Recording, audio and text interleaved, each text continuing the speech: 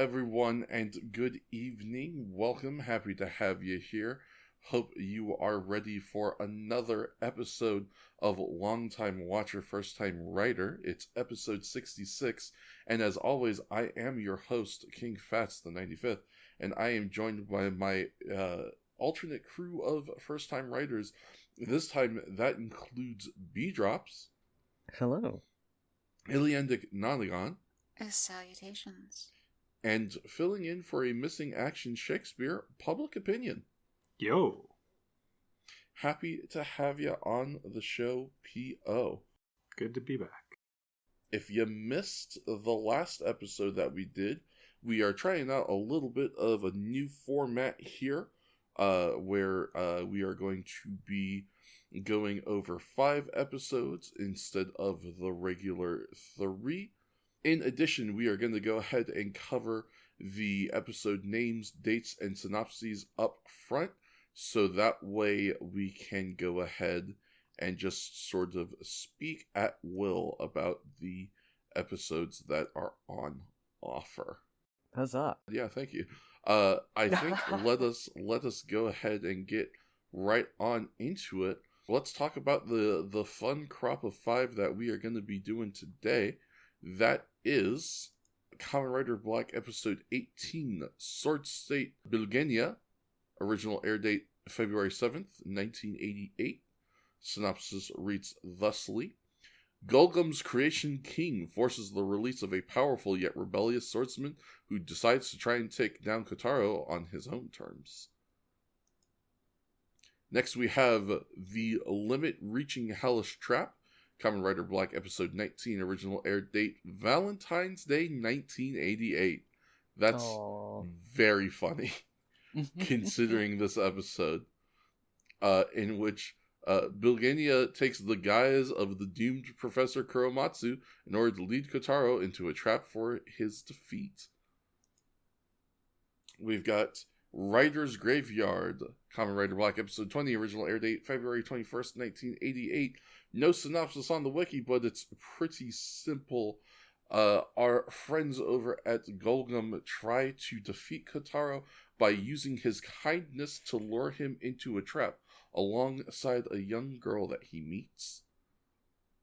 Then we've got Crash, Two Great Machines, Kamen Rider Black episode 21, original air date February 28th, 1988. In which Bisham uses a mutant to infect Battle Hopper with insects that make it run wild and ignore Kotaro's commands. And then our last and maybe most fun named episode of the group, Kamen Rider Black episode 22, The Black Shadow That Attacks Papa. Original air date March 6th, 1988. A boy with psychic powers becomes forewarned into thinking that Kotaro is going to harm his father, even as Gorgum is secretly using him. This is an exciting batch, I think. This is a fun batch. We do some shit with this batch. Like 2 film parodies? I had not noticed any percent film parody. I guess now that you've mentioned it, Writer's Graveyard is just kind of Poltergeist, huh? It's the house even disappears. The kid gets true. dragged into like a red closet instead of a red TV. It's just it's a fridge, but no, yeah, I get you. Yeah, but like.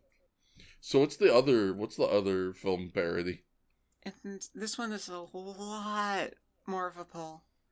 Okay. And maybe it's just because movie parody was on my mind at that point, but this is episode 21 not just like Christine? Stephen King's Christine? I mean, I think it would be more like Maximum Overdrive, if anything. Because Christine is explicitly haunted. And it's like, it's owned by an evil man that he sells to a high schooler, and like, the high schooler is gradually like turning into the old guy. Okay, yeah, it might be more like Maximum Overdrive. See, the cool thing is, I haven't seen Christine or Maximum Overdrive. I haven't seen the movie. This is going off the book. It's murder car. Mm-hmm. What if a car did a murder? Yeah. Yeah. Well, I've seen some of the effects work on Christine, but not the actual movie. Very cool. Oh, speaking of which, I think Shakes brought up some of that like a few episodes ago when Battle Hopper got all messed up and was talking about the effects, comparing those. Those Battle Hoppers are favorite biomechanical freak. Mm-hmm. this is true. Maximum Overdrive, the movie, came out in 1986. Christine was like 1982. Not too far away. Yeah, so like, or 1983, there we go. And compare that with some of the special effects that were reminiscent of some of the stuff that the car did. And also the just Poltergeist episode. Someone was binging some films. Somebody got Good some for of those them. import DVDs. Yeah, good for them indeed. We love American cinema. Like, let's reference this new hit foreign film Christine. directed by John Carpenter. It's based on a book, you know. 80s is a great time to get into American cinema. Yeah, honestly. Are we ready to dive into episode 18? Or did we want to do a rundown of the monsters first? Or Oh, yes. Oh, we can do that too. yeah. Yes. Up first, we have Wretched Mammal, Black Cat. yeah, Black Cat. Not much to write home about. Very ragged, kind of veiny looking. I don't He's like got it. so many abs. He's got too many abs. This cat is swole. This cat benches. He's got quads. He's got quids. He's Yeah. got too much of everything. Bro is jacked. He's also kind of shiny. Yeah. Basically, think of Hulk Hogan if he was a cat man. Would Hulk Hogan be a black cat? Sorry. That doesn't work for me, brother. Yeah. But no, yeah, I mean, truly, yeah, just kind of big, shiny, muscly dude, but also with a cat face. If we are to move on, I have one question. Do we want to talk about the next guy in order of appearance, or do we want to save him for last because he's kind of a big deal?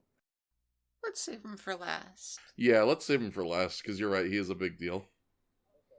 I'll end the cat outfit on I think we have found our least attractive monster thus far, and Hold on. Maybe Wait, don't wait. pull that trigger just yet, thus Christopher. far, Thus far is about to be knocked into the water on its Yeah.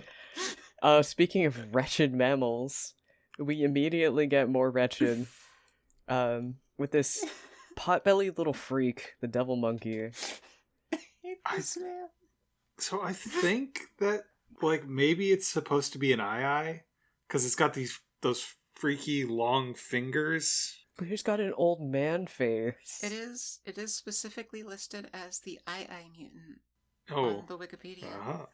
He has visible nipples. He has visible nipples. He has bald spots over his breasts, and you can see his visible nipples. He has a bald spot over, like, part of his protruding belly, so you can see his belly button.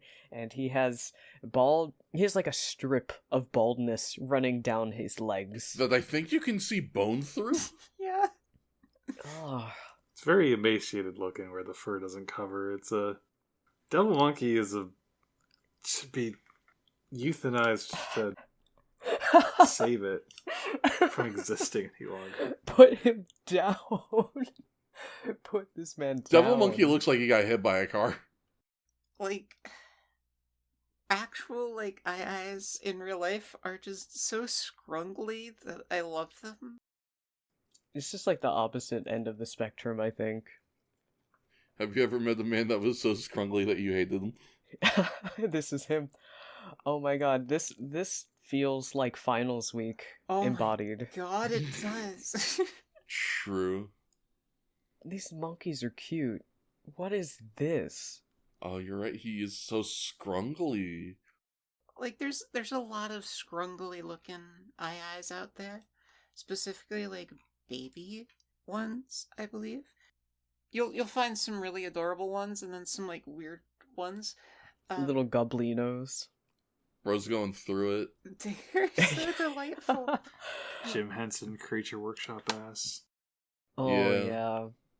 yeah, absolutely. He would go ma ma ma ma ma. True. So many of these monsters have been, yep, that's just what this thing would look like if it was human. And then we have this thing, which is just like... I'm at a loss for words. What would this thing look like? I think this thing looks like if you took a real II and you skinned it, and then you made Dale Gribble wear it. That's what this is. Yes, very much so. Yeah. Like, this is his exact figure. Face on it, it's so awful. The face looks like the gym teacher that would try to sell me cigarettes. A gym teacher that doesn't drink water. True. The face looks like, you know, those like wooden Japanese old man masks. Like the one that the river spirit uses in Spirited Away. It's like that exact same face, even down to him only having like 2 teeth. He's so pathetic, but not in an endearing way. Yeah, no, not we in a have to fun put way. him down. It's like if those masks were made out of beef jerky. A real unlovable loser. Yeah. Hey, speaking This is a of new tier. losers. Oh, I love this next loser, though. Listen, their She's design is kind of an delightful, but holy fuck, what a jobber. Oh, but she's so fun and pretty. Let's announce her. She's the Anemone Kaijin. Anemone the flower, though. Not the sea anemone. Yeah. Okay, there is an anemone that's a flower. I had never heard of this thing, so I did have a note where they were like, anemone kaijin, and I was like, that's not what that looks like. But it did occur to me, like, partway through the episode, I was like, maybe there's another anemone that I've never heard of before. Yeah, I was... Like, I'd heard of the flowers, but it wasn't until this episode made me ponder it a bit more and look it up. And the sea anemones are named after the flowers. Wow. That makes sense. Today I learned. I love the way they've incorporated, like, her face as the inside of the flower. She's all yellow Very hair. good. I love the texture on her chest. It's like this, like, swirly paint kind of texture. She's got a lot going on. This is definitely one of, like, I was going to say one of the cooler plants, but thinking back on it, most of the plants are generally winners, aren't they? Plants they do very good with. A lot of room for creative expression when you're turning a plant into a person. Yeah, because they don't, there's no, like, body plan you got to kind of map to. You can kind of go wherever you want as long as it's in there somewhere. I will say she does give me very strong Rosaranga vibes. She's very similar to Rosaranga. Yeah, she even has similar vocalizations as well. Of just, yep, she scream. The lady scream. I feel... So is this... Well, I guess, like, the spider kaijin kind of had, the performer's human face exposed, but there haven't been too many others, I feel, that don't have a full mask. So, yeah, it's got... She's wearing, like, yellow, face paint, and, like, it looks like there's some kind of, maybe, like, a little bit of a prosthesis on her face, but otherwise you can see the human face of the person. Definitely an interesting shift, and I think, okay, what I'm about to say, I need to preface this that this is somehow an affectionate compliment. Oh boy. Is the most Ichigo of our monsters thus far. No, you're for right. sure. Yeah. Mm-hmm. I think it's the abstraction. Yeah. She's not just like a really well constructed suit that just looks like a thing. She's more of a designed creature. I had mentioned that some of my favorite suits in Ichigo were the more abstract, kind of out there ones. And this is definitely, reminiscent on that, and I'm I'm really happy to see it. Mm-hmm. Nice to see it. That being Are we ready said... for the... Yeah? No, I was just going to pivot. That abstraction doesn't carry over. Yeah. This next guy is a little, bland in comparison to even our last couple ones. Like, we didn't like the Black Cat or the Devil Monkey, but they were a little more interesting to look at, I suppose. And it feels bad, given that this guy, the jeweled beetle monster, is kind of... He's well constructed, but he's just not that interesting. I will say, Jewel Beetle Monster has one thing going for him that is not represented in the visuals in the picture that I do think that should be accounted for, especially because it's something that I didn't appreciate until later in the episode when I made a note about it. Jeweled Beetle Man has, like, full mouth articulation that is, like, really intricate. The head is wonderful on this thing. Yeah. Yeah, I feel like a bunch of the work for Jewel Beetle went into that. You know, it's got a nice iridescent finish, but overall he's kind of lumpy looking, a little Halloween costumey. He's not got, like, the definition in his carapace that other... Like, we were talking about, like... We called him Connie Bubbler last time, but he's just the first one that comes to mind. He's got a lot of definition in his segmentations. This guy's just kind of got, like, pants. They're just pants, and the segments in his arms and legs don't have much definition between the parts. Yeah, the Crabman, like, you know, there's a lot of, like, sculpted, you know, kind of foam rubber carapace parts. With Jewel Beetle, it looks more just like, you know, maybe a fairly thick fabric. Not a lot of... It all looks very soft. And I don't think it's bad. Yeah, Jewel Beetle isn't bad, it's just not as good as the other ones. Yeah. Certainly, he's still better than most of the Ichigo suits, so... True. I think the biggest thing, Pio mentioned the iridescent finish. I think they should have leaned much harder into it, because it, especially in the show, it doesn't really pick up as much. Whereas if you look at, you know, if you Google jeweled beetles, you'll see that they have very striking colorization. And I think if it had the segmentation or if it had the colorization, either one of those would really elevate the suit. If they had both, it could be really one of the, like, higher quality suits, I feel, of the show. I'll say that Jewel Beetle is kind of, like, very much not the star of his episode. It's all about, you know, the struggle with Battle Hopper going rogue.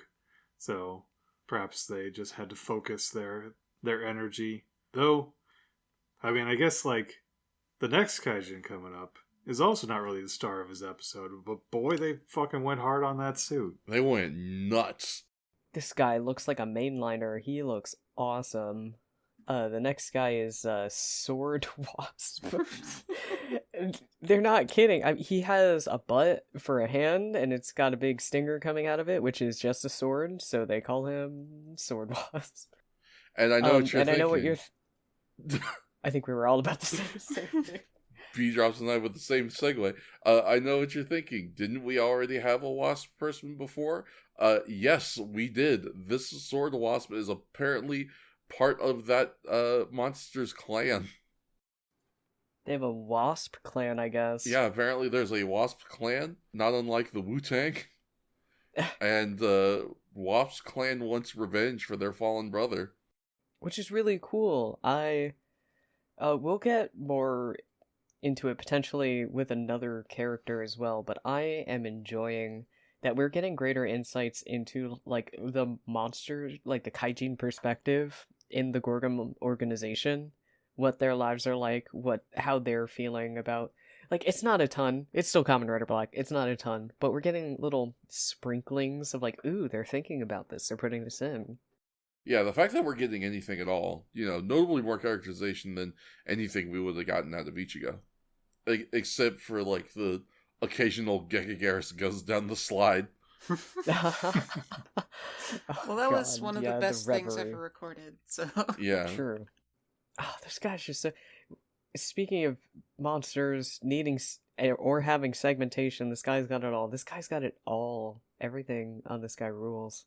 This, you know what I think is maybe the best way to describe this suit? Is this suit is, if the original, like, Wasp Man suit was a Digimon, this would be, like, the next form. Or this would be, like, the armored form of it or something. Like, this looks like an evolution on the original Wasp Man. You know what this suit makes me think? It makes me think, like, this would be, like, the man form of a Transformer where the other version is a Wasp. I was actually thinking the same thing as well. This is a dope suit. This suit rolls. It's got a crazy mask. It's got all kinds of armor bits. It's got a sword arm. Oh yeah, bringing back the one freaky arm. Yeah, bro's really got everything that you could want. And speaking of Kamen Rider villains who look like they came out of video games. Oh my god! Our new recurring character, our new bad guy for Kamen Rider Black, introduced in episode 18. In fact, episode 18 is all about him, Bilgania. I'm clapping, I'm cheering, I'm wooing. The Kensei, the Sword Saint. With his not quite kabuki makeup yet, we'll get there. We'll get there. For now, he's got the texture of raw fish. I think it rules. He does look straight out of a classic JRPG. That was my notes about him. This is the most JRPG-ass villain I've seen in a while. He does legitimately look kind of aquatic themed with, like, the fins on his forearm. He's got these giant pauldrons and this big, like, stone shield. It looks like stone. It's got a giant red gem on it. He's got this and also a giant snake. cape. Yeah, with the snake. Oh my gosh. Which there's also a snake on his belt. I don't think I had noticed that until now. Yeah, and another gem there as well. The way I'd describe his armor is like a cross between the Monster Hunter Giratotis armor and Dracula's armor from the Francis Ford Coppola movie. The one that looks like muscles. Oh yeah. This guy's fun. Before we get into the plots, I guess, I'm just feeling the room here. Do we love this guy? Do we all adore this man? I don't know if I adore him, but I do like him. He's such a dick. Oh no. See, I was immediately positive on him because of how Bilgania is in Black Sun. So I was happy to see this guy join the party. Oh, I'm very happy to hear he comes back for Black Sun. I'm so happy. I bet he's the coolest guy in the world. I'm so excited. I love this guy already. I love this guy in this show. This guy rules. I'm gonna be his biggest fan. He definitely brings a nice spice to the program. Yeah. He brings a real Gulgum fucking sucks energy to the workplace that management doesn't like. Yeah, like it's not really like covered in the quick synopses, but basically a consistent thing with this guy is, one, he hates his bosses, they suck and they're stupid and they're weak, and he's not wrong about it. Two, he's actually, whether it's to undermine his bosses or because he sincerely cares about them, I don't actually know, but he's actually cooperating with the other monsters, invested in their perspectives and their desires regarding their place in the organization and where they want to go with it. Like, it's him who works with Sword Wasp. When Sword Wasp is like, I want vengeance, he's the one who presents Sword Wasp and is like, hey, this guy's got a problem. I think, something should be done about that. He doesn't mind throwing Black Cat directly under the bus. It should be noted that the episode that he debuts in, his first thing he does is he full-on feeds Black Cat to Kotaro so he can learn how he fights. I don't know if he loves the monsters, but at the very least, I can understand that he made an assessment call and understood that Black Cat was going to die no matter what. Who cared? That sentence did not end as I thought it would. I thought you were gonna end it with, and that's very sexy of him. You know... And he is devilishly handsome, unfortunately. Yeah, he's a smug, incredibly competent evildoer. Wearing makeup. Who's also not the top ranking in his organization. This is an archetype I am historically very weak for. He has to be an underling. He has to be hyper competent. I love it. Also, just like, we're talking about his design, and to go back to the aquatic bit for a little, it does kind of mirror the primordial nature that Gorgrom World tends to have, which I think is really cool. We've mentioned the stone shield, and the sword doesn't look like traditional metal. Maybe it's like ivory or something like that. Yeah, it looks all unrefined in a good way. Yeah, very unga bunga ancient warrior from hell. Well, they did think stone tools were kind of advanced, so... Also, I believe in canon he's been in prison for 30,000 years. 30,000 years he's been in that damn coffin. Which is so cool. I do also think it's very funny that he's been in the box for 30,000 years, because an earlier Century King was like, hey, this guy's vibes are fucking ass. Get him out of here. And he's not even mad about it, if I recall correctly. He's like, I was in there for 30,000 years. Fair enough. Anyway, I've been eavesdropping on you all ever since, by the way. You guys suck. Yeah, he's fucking cracking jokes. He's like, even with my muscles atrophied as they have, I could kill you all easily. Nah, I'm just fucking with you. I could, though. They're all so scared, though. He's so right. They hate him so much. It's so fun. I love it. I am so invested in the pettiness between these four. It is almost immediately become one of my new favorite things about the show. Even though it's such a new development, I don't want it to ever go away. I'm extra a fan of it, admittedly, because while all three of our Gorum priests seem to really, really, really fucking hate this dude, I would say for my money, my boy, my homie, High Priest Barum, aka MF Doom, hates this guy the most. He can't fucking stand Bulgania. And I love that. I can't wait to see what kind of dumbass shenanigans they get into, just trying to fuck with each other. This is the thing that scares me about it, is because this is all fantastic. Like, this dynamic they've set up is so good. The intimidation factor is there, the design work is there, the concept is just so good, and I really, really hope they actually are able to continue it. Yeah, that's always the thing, isn't it? Especially with this show, because, like I mentioned last episode, my favorite parts of it is when they're introducing concepts. And I hope they can continue this one being as endearing as it starts out. Mm-hmm. If I could hop on some Bilgania facts for you real quick, because I was looking into him, because I wanted to look into his actors to see what else he maybe had done. The first thing I found is that B, you were on the money, in that he does in fact have a aquatic motif. He is based on a Birkenia, which is a genus of extinct anispid fish from Middle Silurian strata of Northern Europe. So he is based on this like ancient fish that we have some fossils of, as far as his visual design. So right on the money with both the ancient thing and the aquatic thing.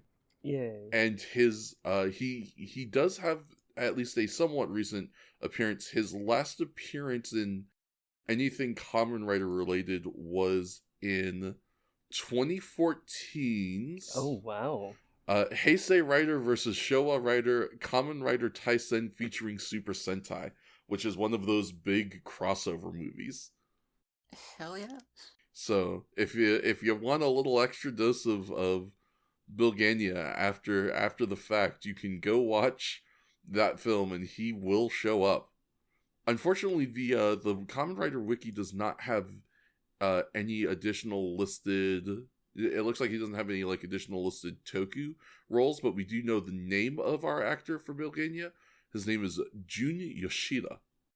Thank you, Jun Yoshida. Thank you, Jun Yoshida, for being the pettiest bitch you ever did saw. Yeah, thank God.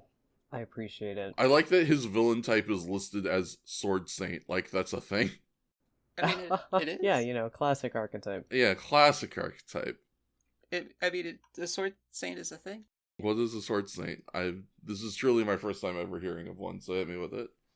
I don't know the specific details, but it's like pretty much the highest like bestowed honor of a swordsman, I think. Wow. Yeah, I was looking it up earlier because the other place where I've encountered it, so I'd encountered it before, not translated. Like Kensei is like often used as like a monk archetype in D&D, but I encountered it as Sword Saint as the final boss of Sekiro. Yep. Sword Saint Ishin. Today I learned. There are occasional, actual Kensei, but the Wikipedia page only lists 3 of them, and the one that everyone will have heard of is Miyamoto Musashi. Learning so much about our Sword Saint Bulgania, let's learn why he was brought out of the box. It's pretty easy. Century King's pissed. Yeah, we open... This is one of my favorite episode openings. He's just yelling incoherently at our 3 wizards. And I do mean incoherently, like, we cannot understand this grumbling language. Yeah, I put it in my notes as assaulted by negative vibes. Because the Century King is like shooting lightning at them and everything too. I wrote in my notes, it's moments like these that I know how the image and hope for Black and Hell, even all Kamen Rider as a whole, was made. It's the vibes, man. Because what we know of the Creation King, just visually at this point, is like he's a giant web of pulsating neurons that communicates telepathically with giant booming, like, hums and lightning. And that's so cool. If this were like a more ambitious, like, conceptual series, that thing would assimilate the universe.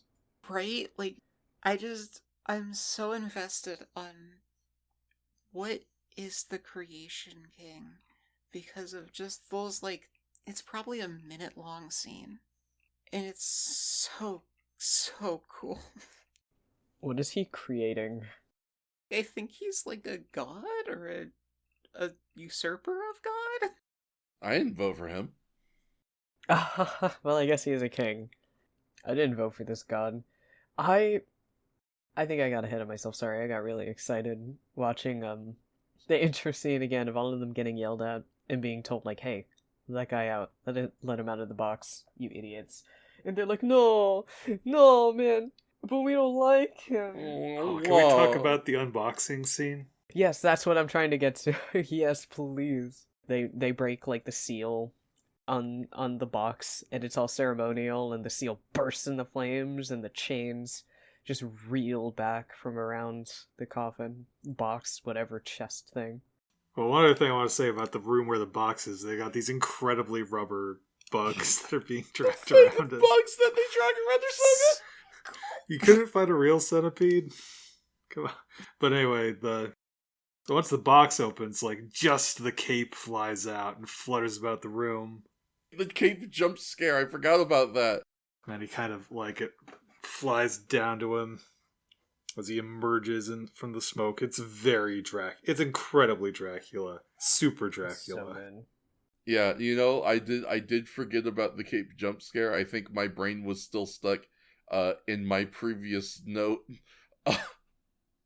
about Chief Palpatine being like, "I'm gonna remove the seal," and then going, which is, I guess, a thing he does now. Yeah, he makes a funny noise. He make a funny noise when he do magic now. Because they couldn't put in sound effects, or they didn't edit out him making the effects to put sound effects over it. I don't know which is funnier. I don't know. He didn't used to make sound effects either. Like, the only thing I can think of is that they were like, listen, you gotta make a noise because people can't tell when you do magic. Burham has, lasers he shoots, and I forget what Bisham has, if she has a particular effect. Bishop really doesn't do much is the thing. Yeah, Durham, he just kind of force pushes at you. Yeah, he's full on Chief Palpatine. Yeah. So one thing I want to say about...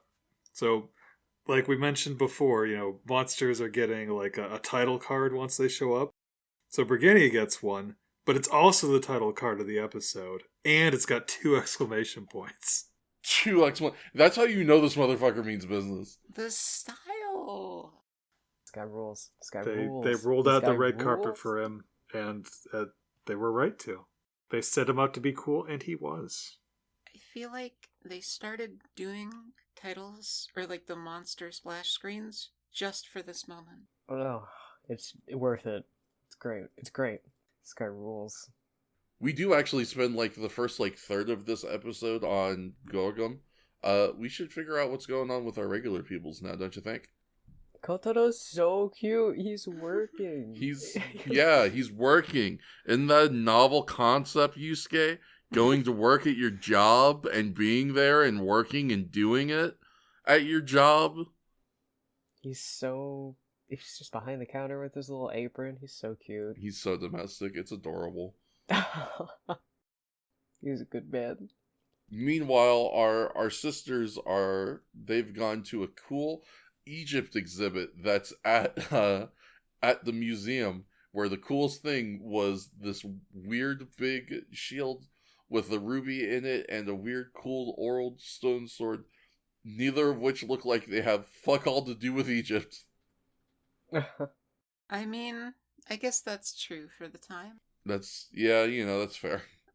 When did the study of Egypt start actually being the study of Egypt and not just people making stuff up about Egypt? It's getting there, I think. I hope.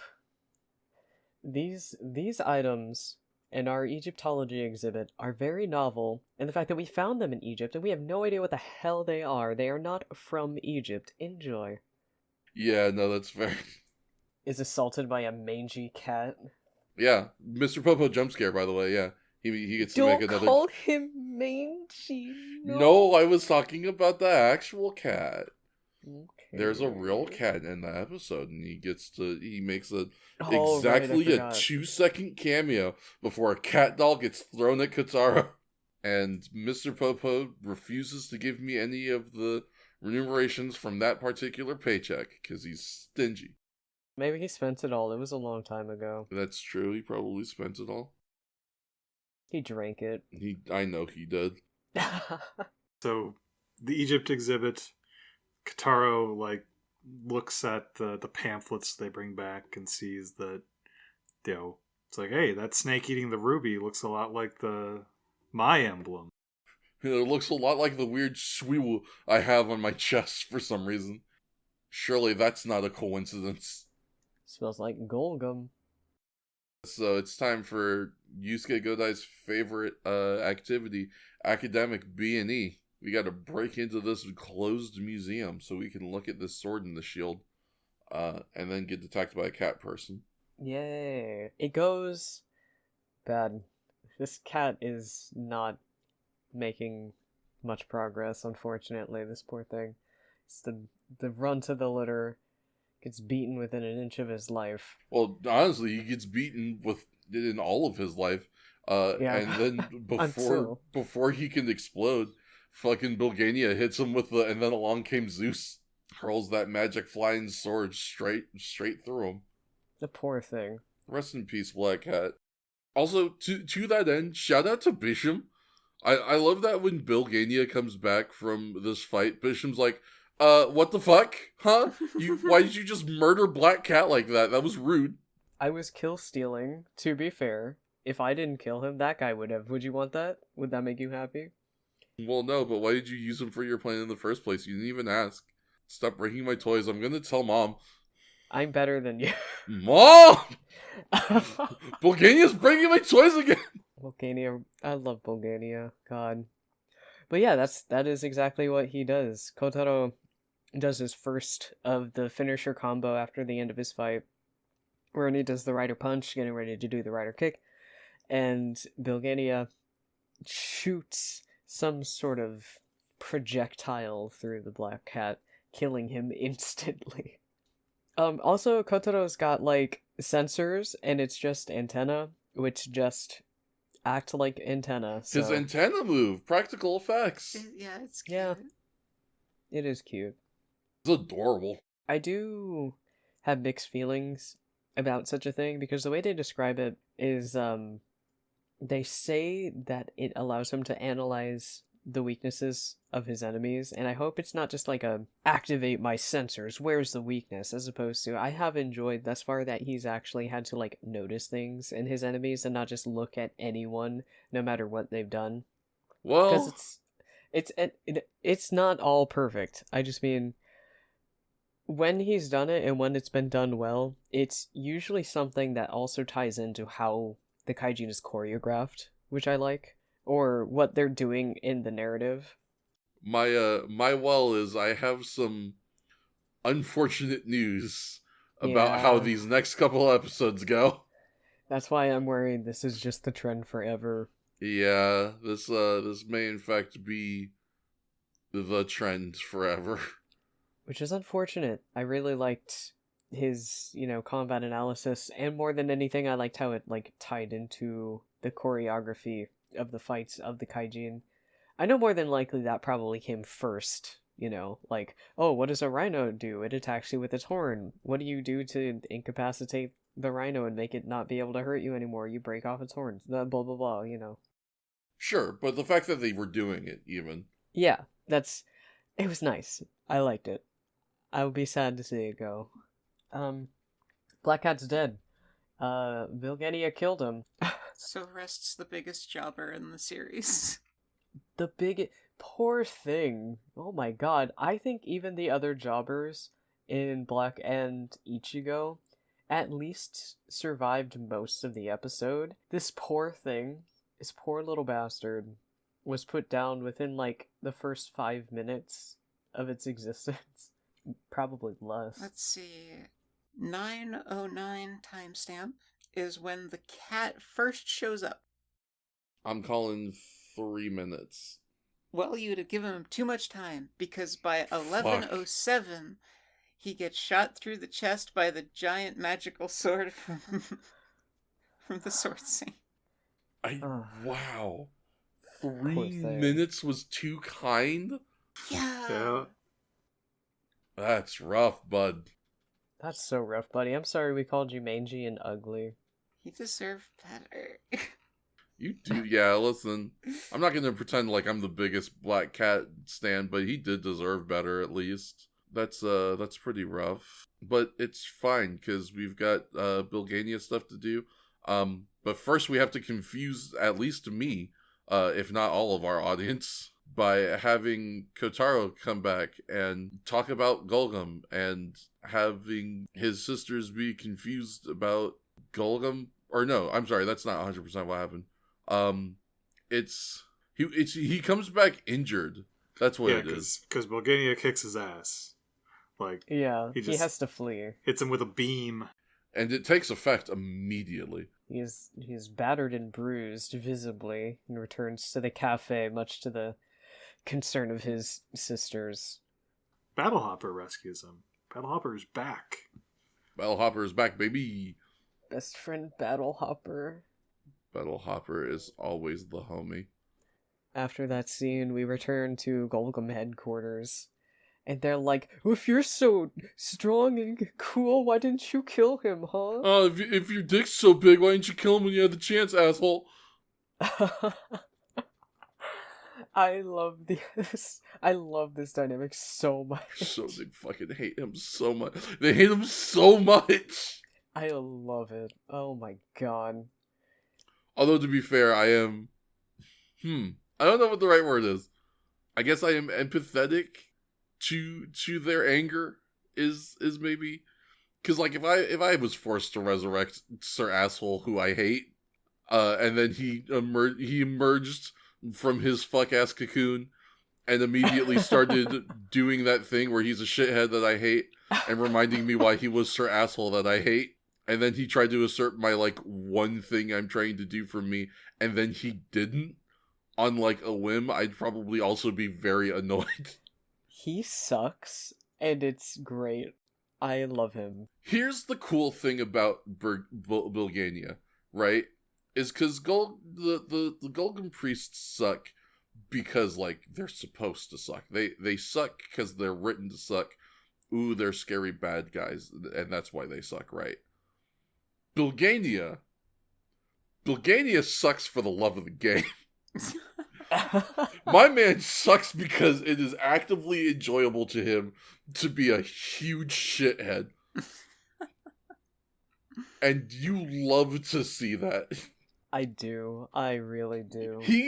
You can tell he gets so much joy out of pissing off the Golgan Priests. He's just like, he's one of those guys where, like, he's better than you, and he knows it, and also he knows that you know it.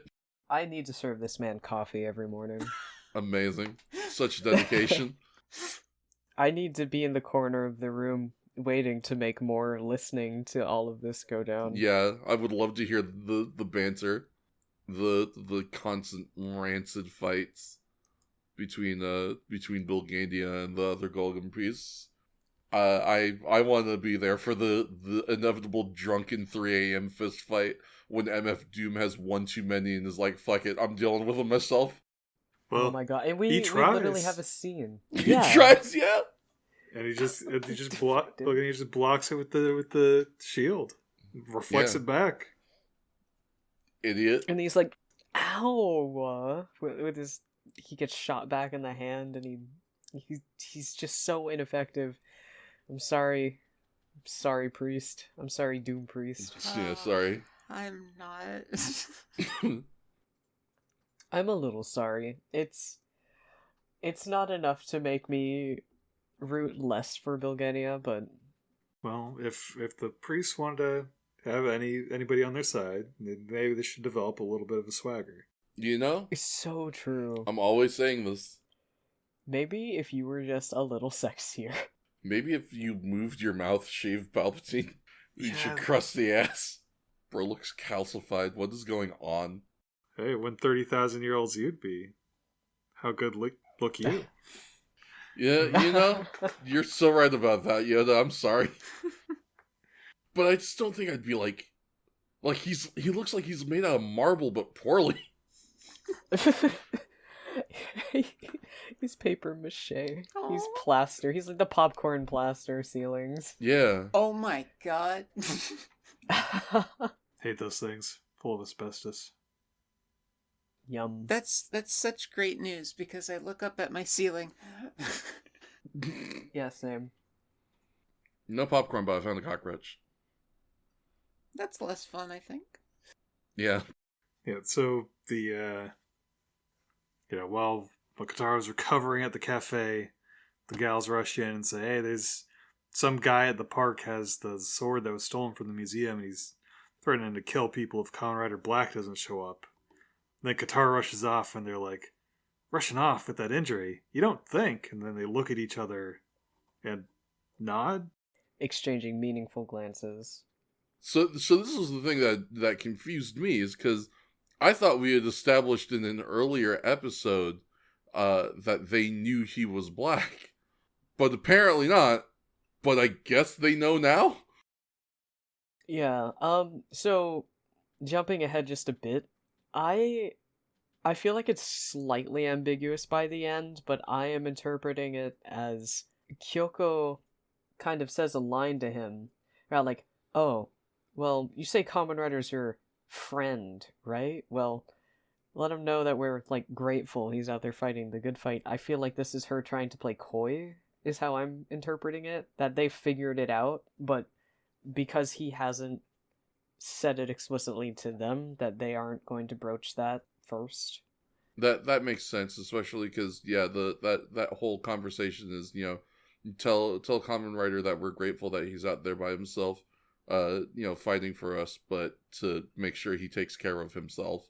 So yeah, it does seem like the implication is supposed to be that maybe they, they know, but we're not gonna say anything about it just yet because he hasn't opted to voice it explicitly.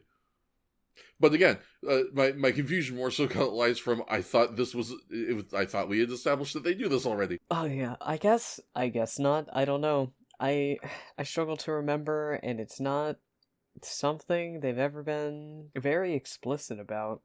Because I think we all thought early on that they were all on the same page, and then it just never came up. Could have sworn that if there was not an earlier episode where I feel like maybe there was at least an earlier episode where he explicitly says that he's gonna go stop Gorgum, or that like he thinks Gorgum is doing something, and they knew who Gorgum was. So I guess maybe I was just extrapolating from that. That one was definitely addressed textually after like he returns from initially being cyborgified.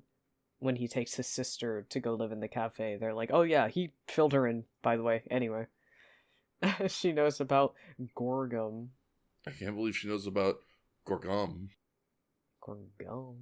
Dun dun dun. So, in the park, we got some guy swinging around the sword.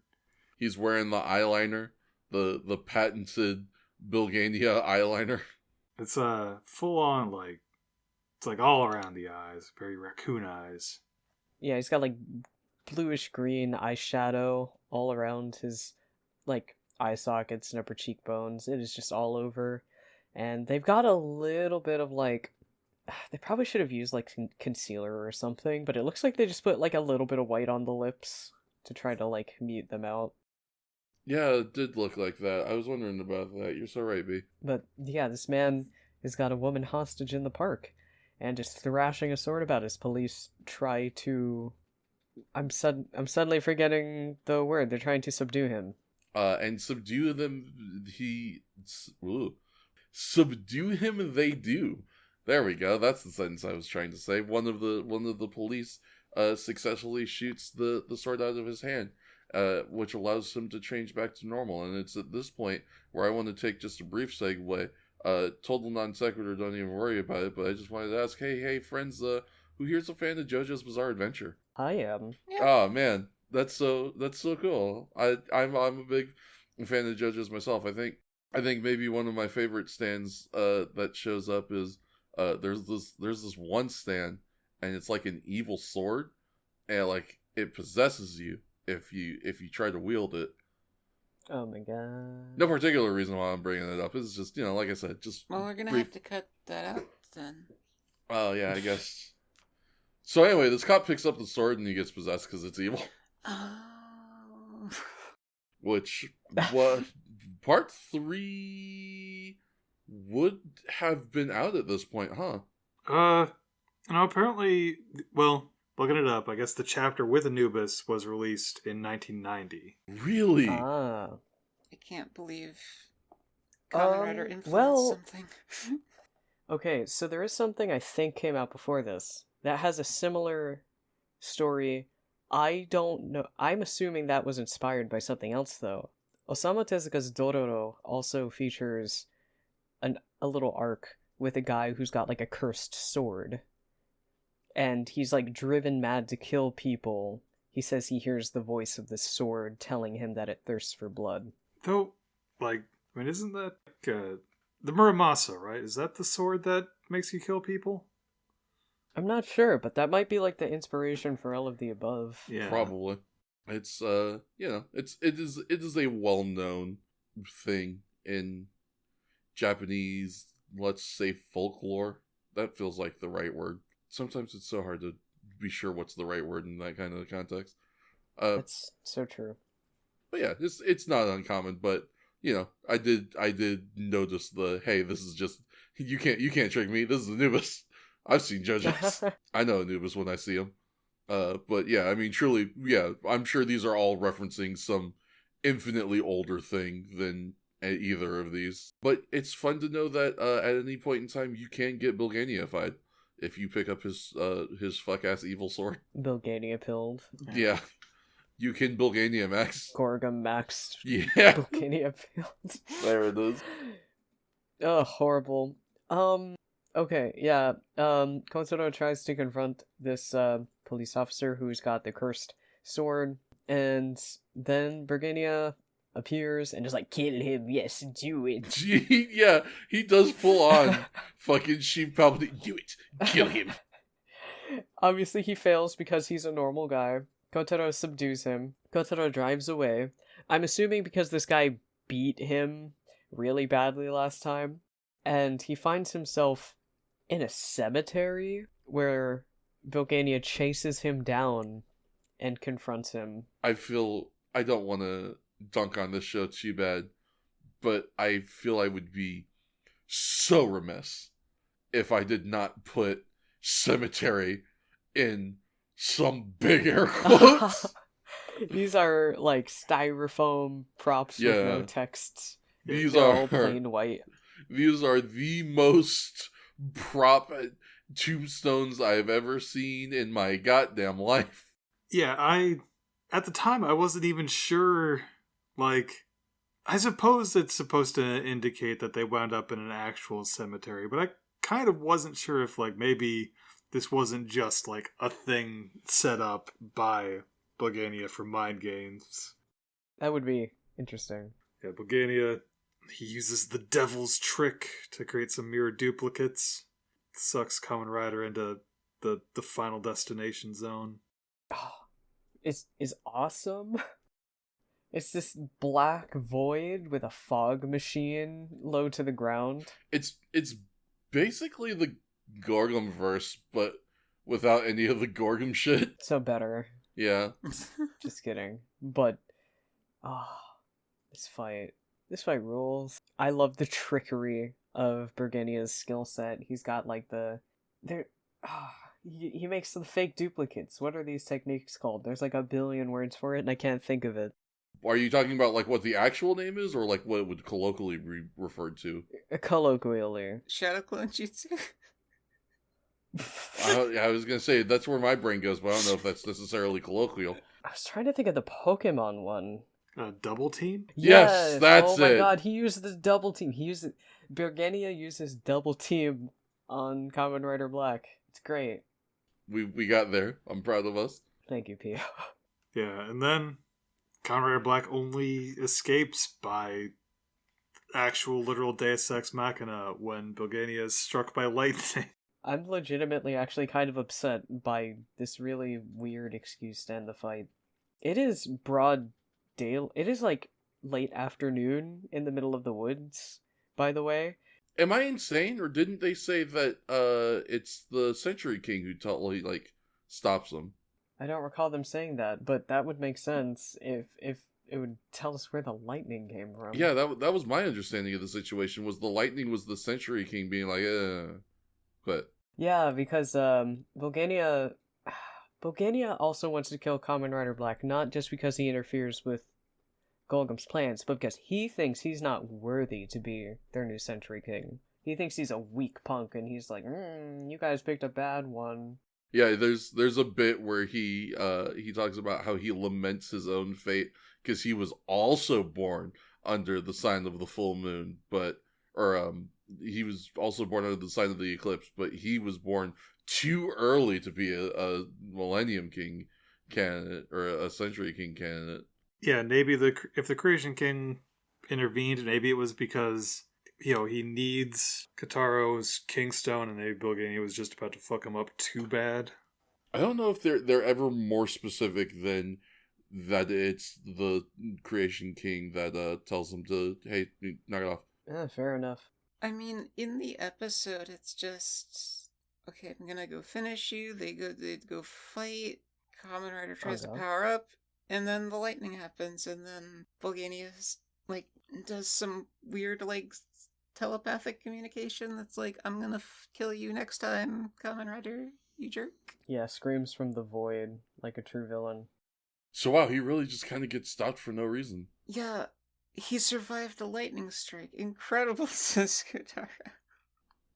Maybe it's secret power that Kotaro has not awoken to as a Century King. I don't know why I'm making excuses for the show. It hasn't earned that. I literally started thinking that sentence and saying it out loud and went, why am I making excuses for this fucking show?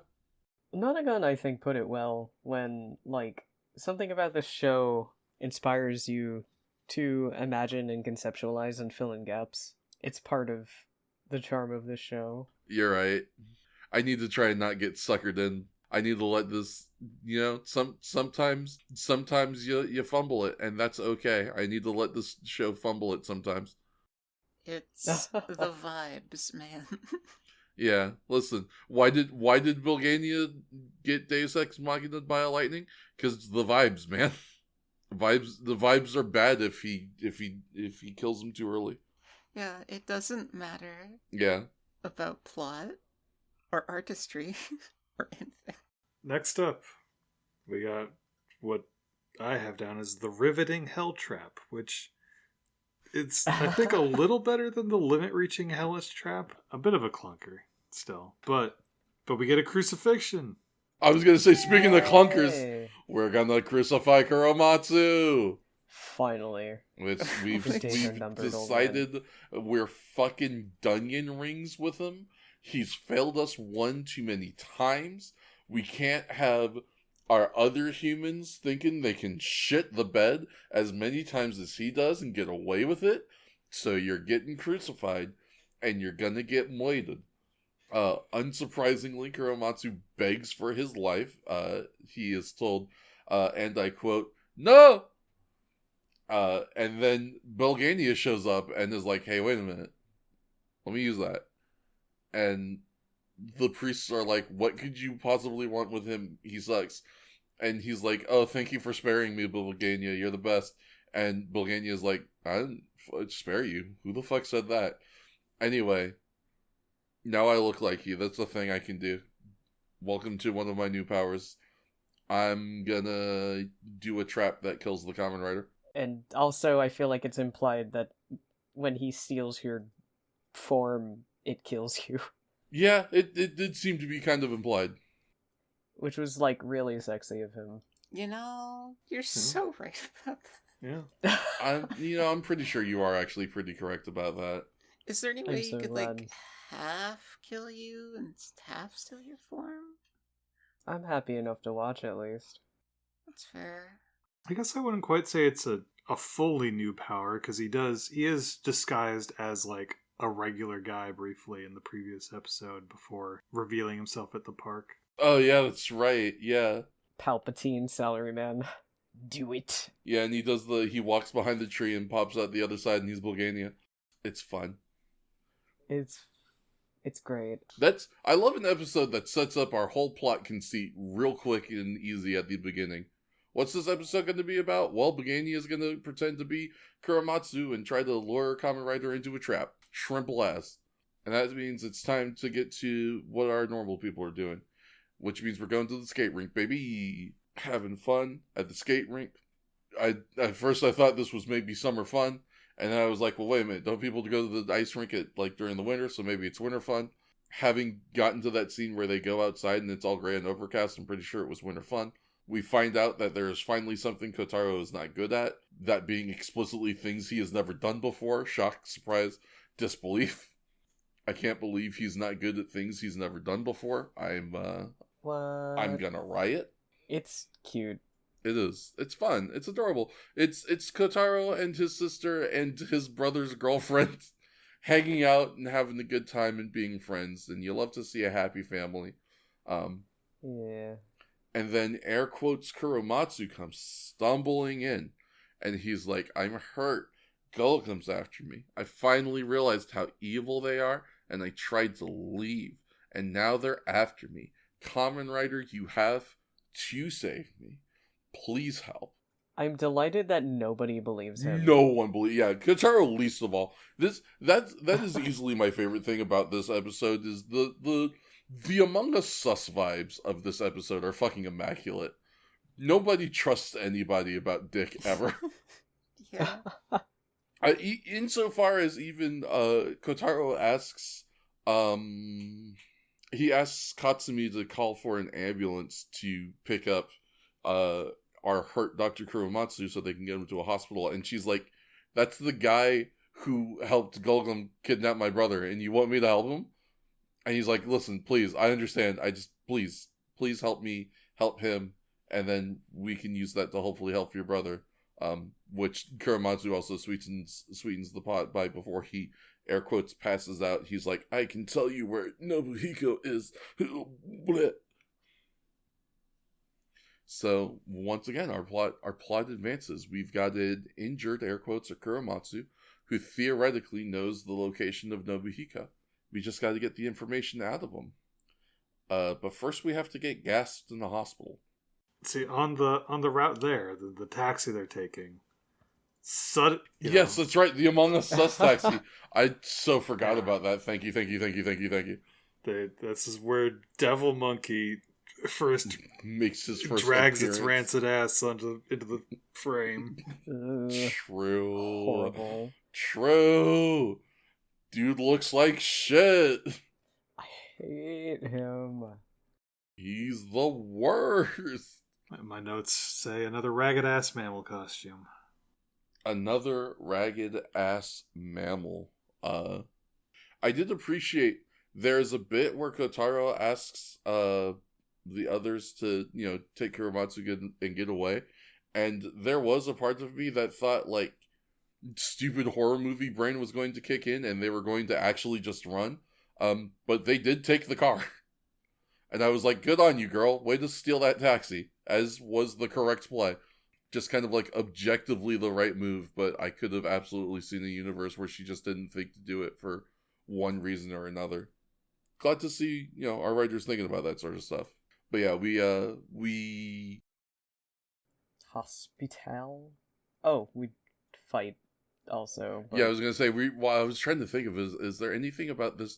Because this so I alluded to it in the last episode because I got ahead on my notes because I couldn't quite remember. But this is the episode where we get we do a Solange Bowser, but that is at a later monkey fight. I can't think of anything particularly outstanding about this first fight. I hate the way he scuttle up a tree. He do scuttle up a tree. I hate the way the monkey looks, but I don't mind the way it moves. I hate it. Yeah, and it does a lot of he just swipes with his wretched long claws. Cuts your legs out from under you, or slaps you across the back with them. And he hides in the trees like the fear. It's true. Rancid little beast. Devil Monkey is a very good name for this creature. And we get a very good scene with him later. But first we have to get to the hospital. And then at the hospital we have to get gassed.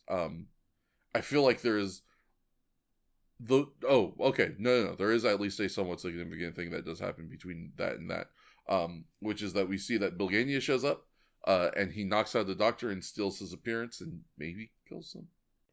I assume they're dead. I don't know. I understand why you would make that assumption. I don't think it is an incorrect assumption to make.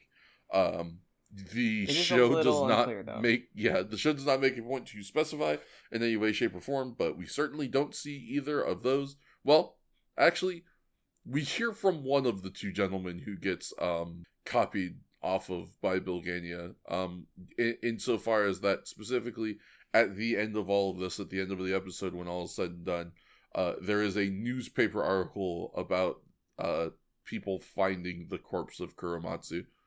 So we get the confirmation on his death, but the doctor specifically is right up in the air. Yeah, so I am just presuming that this move kills them. I also just want to give Bilgania big numbers. You want to give Bilgania a dubski? Yeah, I want to give him some numbers. Listen, I ain't mad at that. I ain't mad at that in the slightest. There's so Kataro's knocked out by gas, and then Bilgania is about to stab him when a nurse enters the hallway, so he has to just revert to Kuromatsu for a moment. And I don't know, I guess he's trying to keep a... I don't know why he's trying to keep a low profile, to be honest. Why did he not just kill trying to Kotaro? add tactical espionage action for reasons I'm not entirely sure of? Like, he doesn't seem to mind, like, casualties, once when he was, like, handing out swords to maniacs in the park. So, I don't know. Maybe he's got a soft spot for nurses. Maybe. Who doesn't? True. Yeah, also fair. But yeah, so we get to a point where our Kuromatsu is awake and air quotes well. Kotaro is awake and air quotes well. So Kotaro escorts Kuromatsu back to his home, where he packs up some secret important research that he's working on that he doesn't want Golgum to get their hands on. To quote himself, he says that he would rather die than leave that research behind. And they go down his secret passageway, where he is his secret passageway that he has that will get them out of, I guess, his house. I don't know if they actually specify where that secret passageway is supposed to go. Yeah, I think it's just his house. And the idea is to try and get them out of or at least get him out of the country so that Golgum can't, get to him anymore. And we have easily my favorite scene in this whole episode, where Kotaro and Kuromatsu are talking about stuff. And Kuromatsu is like, I can tell you, Kuromatsu was like, I can tell you where your brother is. Kotaro was like, where is he? Can you tell me where he is? Give me some information so I can trust you, sort of thing. And Kuromatsu's like, he's in a temple underneath the Gorgum hideout, and I can't tell you where it is, but I can give you, like, a map to where the Gorgum hideout is.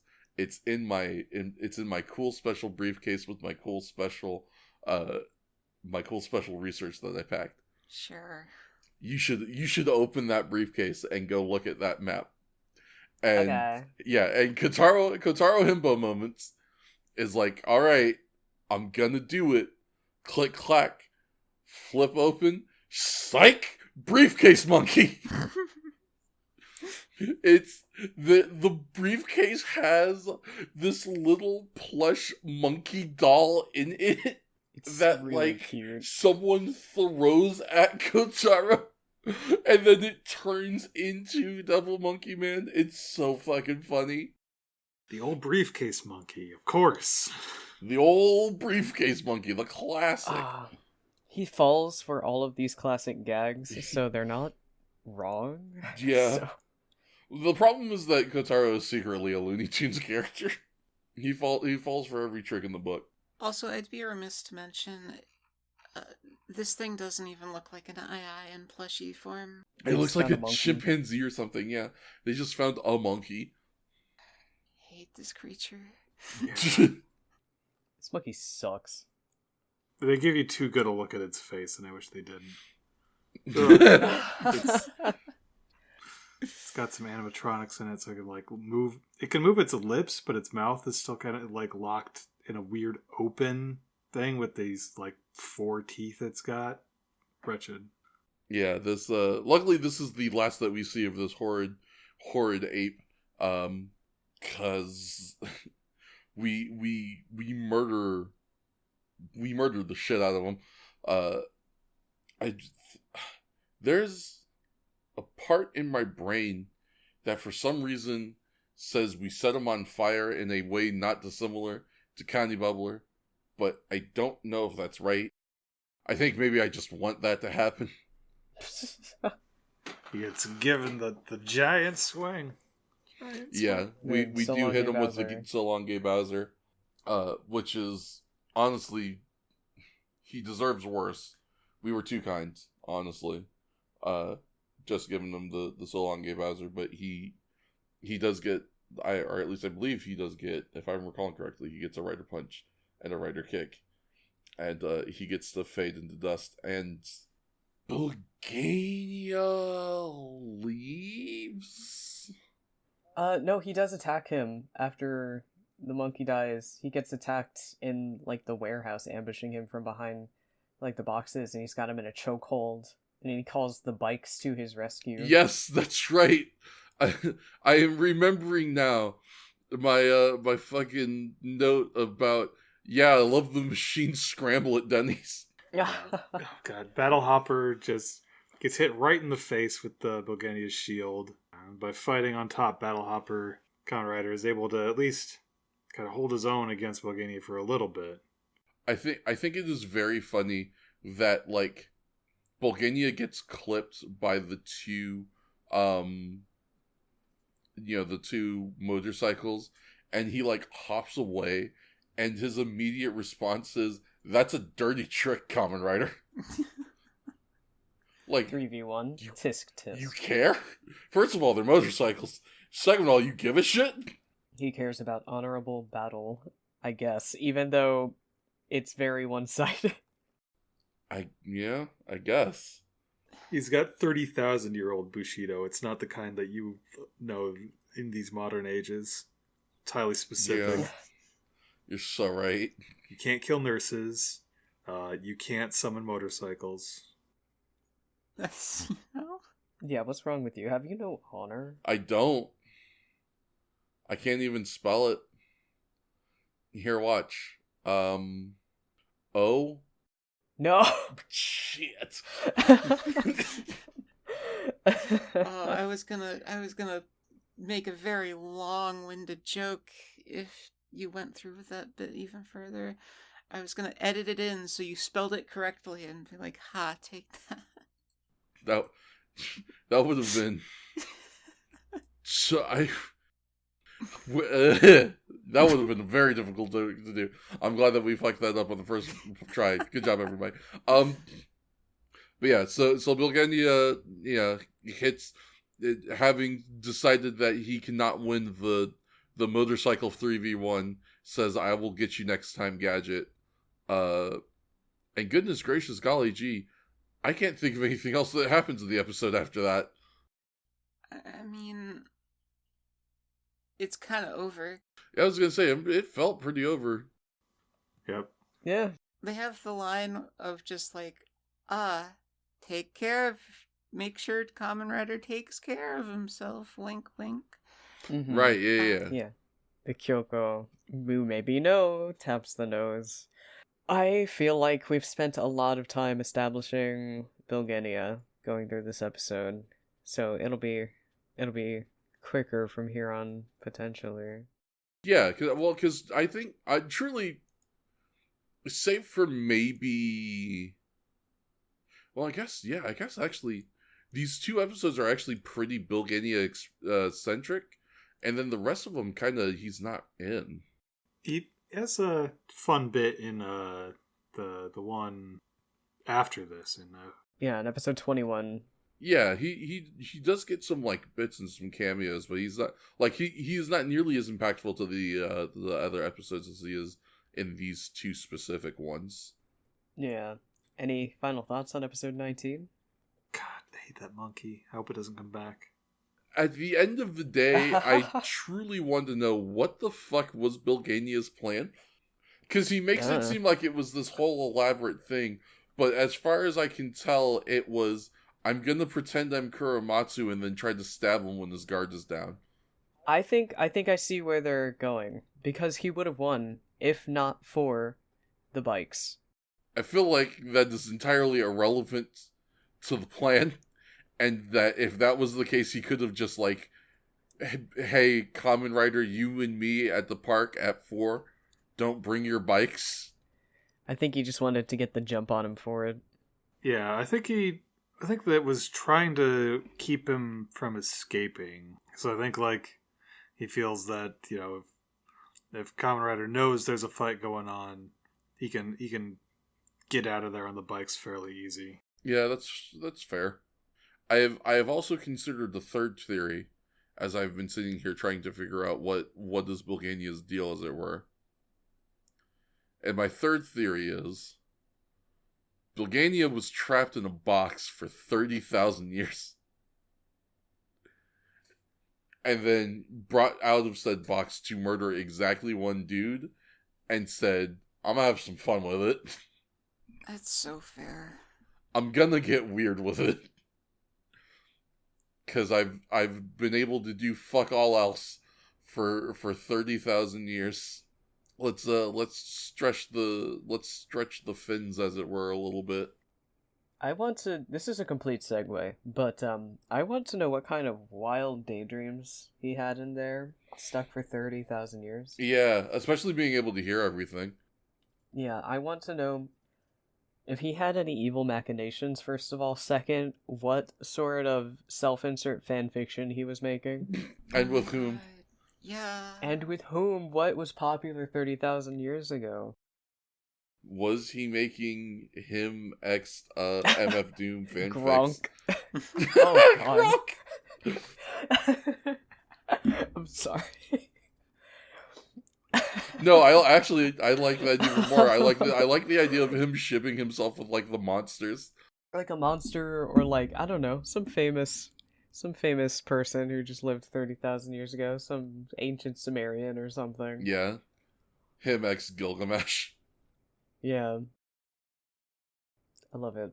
Would love to look at Bulgania's diary. Oh Where's my his god. AO3? Where's his AO3? Where's his AO3? You know he's the kind of guy who writes like 100-chapter series. Oh my god. Oh, for sure. Oh my god. It is the slowest burn you've ever read in your life. Never before has a burn been so slow. He's got like multi-parts too. It's like, oh, here's this 100 chapters is part 1. They're maybe going to think about confessing in part 2. True. You've described the first 2 parts of his 6-part him and Century King fanfic. Ooh. I love villains. Same. Underlings who are like simping for their bosses. It's so fair. It's the such a best. good trope. I need to see it more. Yeah. Underlings simp for your The boss devotion. more. The devotion, the loyalty, the pining. Why have I not made a character like that? It's so messed up of me. I haven't either, to be fair. Even though I've loved this archetype as long as I can remember. We should do it. We should make these characters. Tangent aside, episode 20 is a fun ride. Episode 20 is a fun ride. Absolutely. I love you, Anemone Woman. The Anemone Woman comes back in Black Sun with a very different look. A very horrifying look. I am a fan of how this episode starts out. I refer to it as Golgum in the lab trying to learn the Kamen Rider matchup. They're full on just like, how the fuck do we beat this dude? Jesus. Bro, you did the surgery too good. Yeah, I love it. My first note for this episode is, damn, our enemy is so perfect and hot. Yeah. I love analyzing Chief him. Palpatine being like, my surgery was perfect. I fucking told you. Yeah, he's perfect. He's beautiful. He's I flawless. warned you that I made the best cyborg ever. Yeah, they're so obsessed with him. It makes them look stupid. I love it. Which to that end, in comes Bulgania on his I came here to laugh at you shit. Oh, what a king. What a king. You'll love to see it. We get to cut ever so briefly to essentially establishing the plot for this episode, which is old Kotaro sees a young girl crying as she is digging through the trash. She is looking for Me, a doll that was given to her by her grandmother that her mom threw out because she's a bitch. I mean, because the doll was dirty. we do see Michan the doll later, and I feel so bad that my first thought was like, wow, it really is kind of dirty. It is a dirty doll. I'm not gonna hold you. You just gotta clean her. Yeah, clean Poor that shit. thing. Fuck. Oh my god. I think she is kind of filthy though. I think the cleaning was a misdirection. Like, the mom watched Twilight Zone, and it was like, that's talky Tina right there. Wasn't having any of it.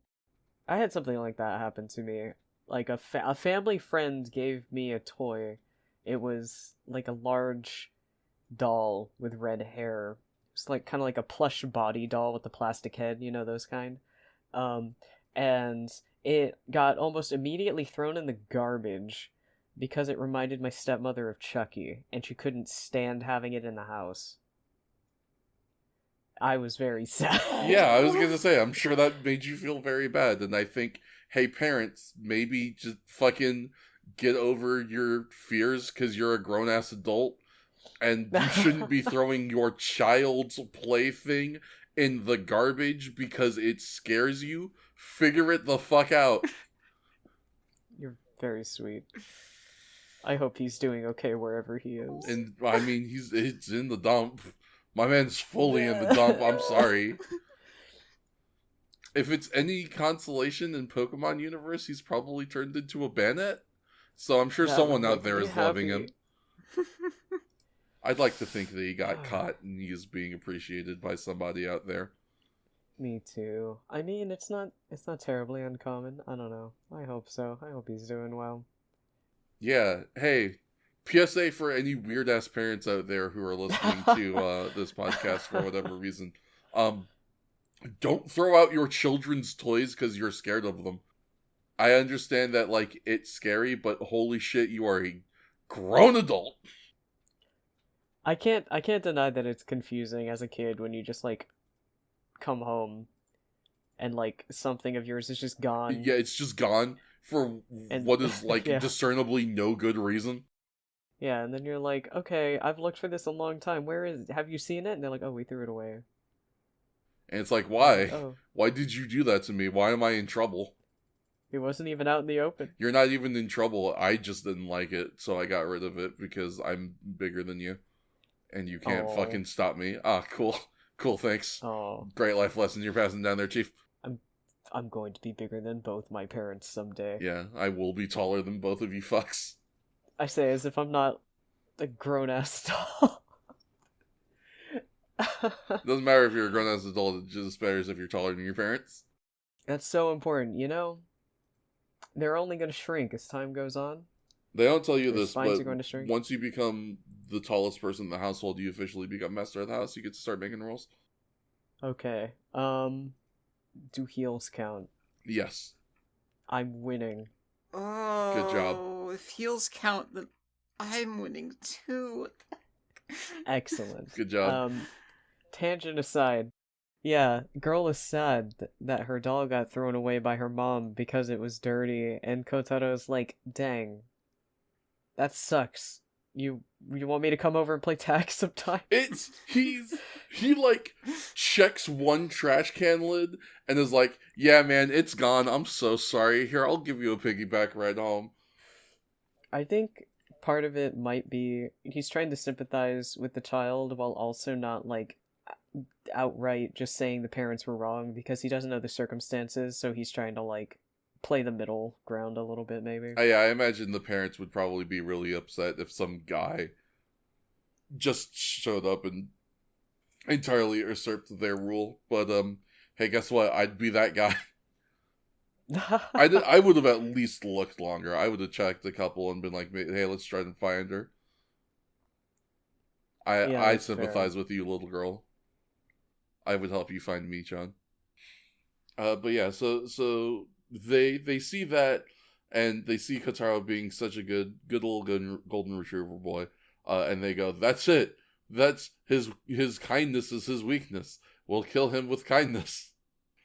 And my thought there truly is, you're only just now realizing that his big weakness is how nice he is to people. You just grokked that? 20 episodes we've been doing this shit, you just figured that out? Their asses were not paying attention. They have not been watching the show, clearly. But they've started watching the show now, and so we have a plan of action.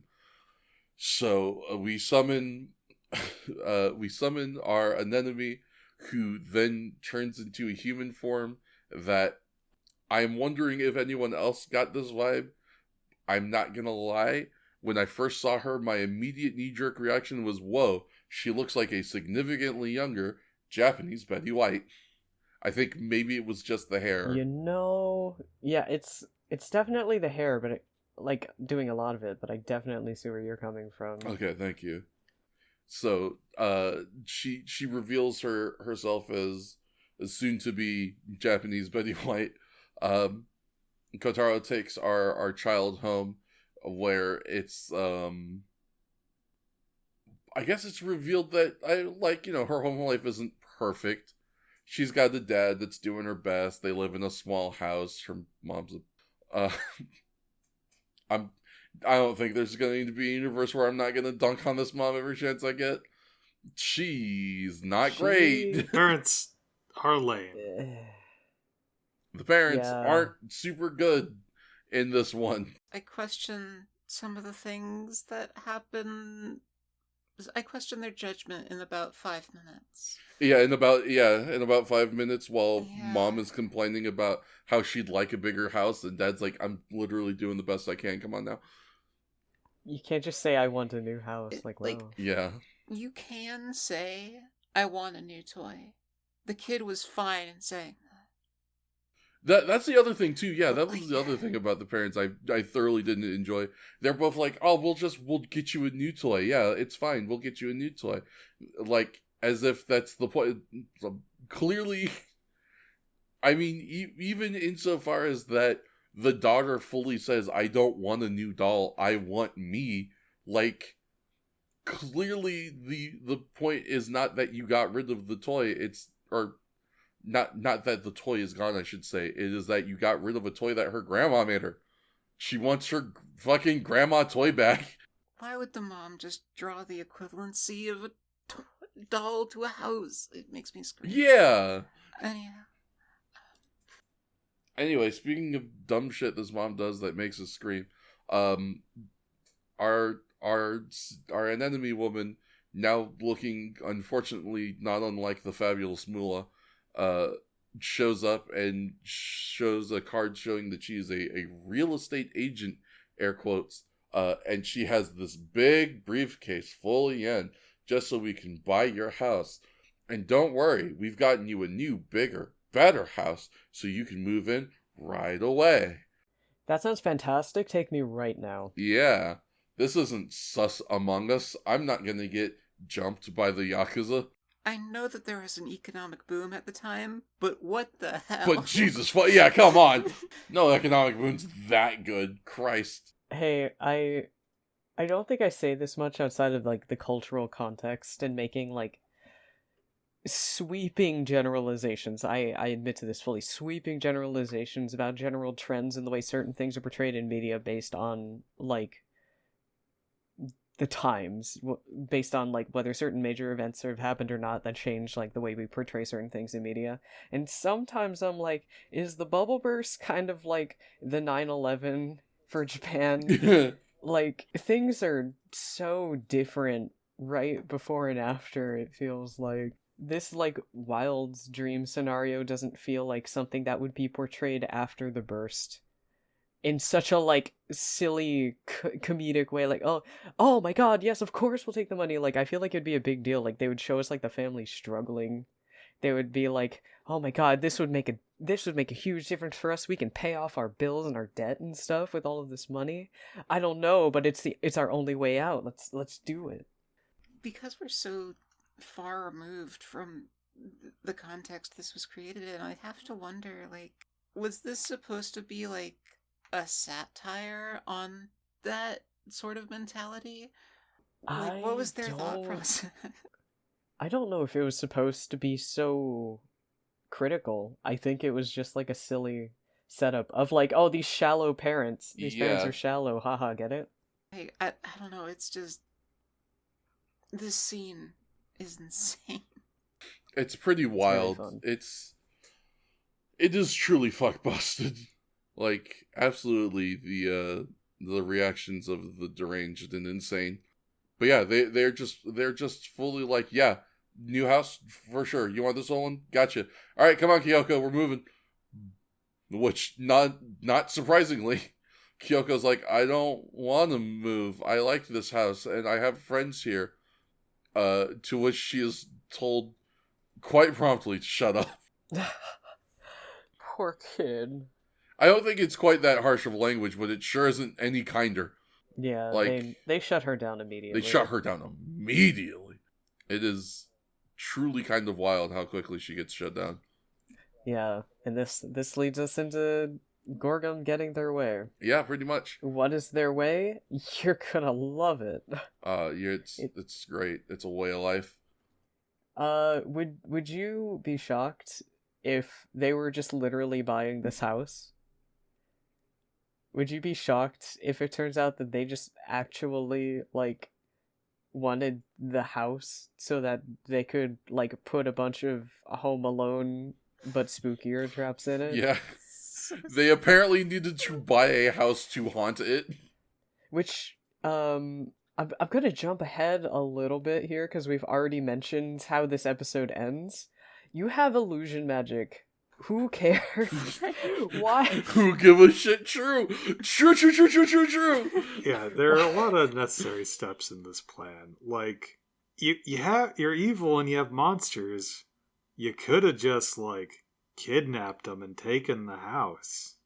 They're just a normal family of 3. I guess, like, because, like, the child being sad and wandering around is what leads him to the house. Also, at other times, they, like, create an illusion of the child, so they could have just done that to lure him wherever. Yeah. It's like the moment they sucked her, we already mentioned, the moment she's sucked into the fridge, which is a thing that happens while he's, like, being accosted in the house after being lured in. After that, she reappears later, and from that point on, she is an illusion.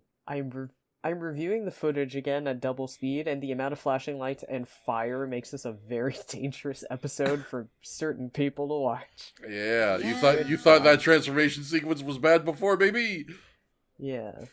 Also, it's like they learned from last episode when he calls Battle Hopper, they immediately trap Battle Hopper and drag it into some nexus beneath the home. I don't know where they go. Yeah, they send that shit to the Phantom Zone.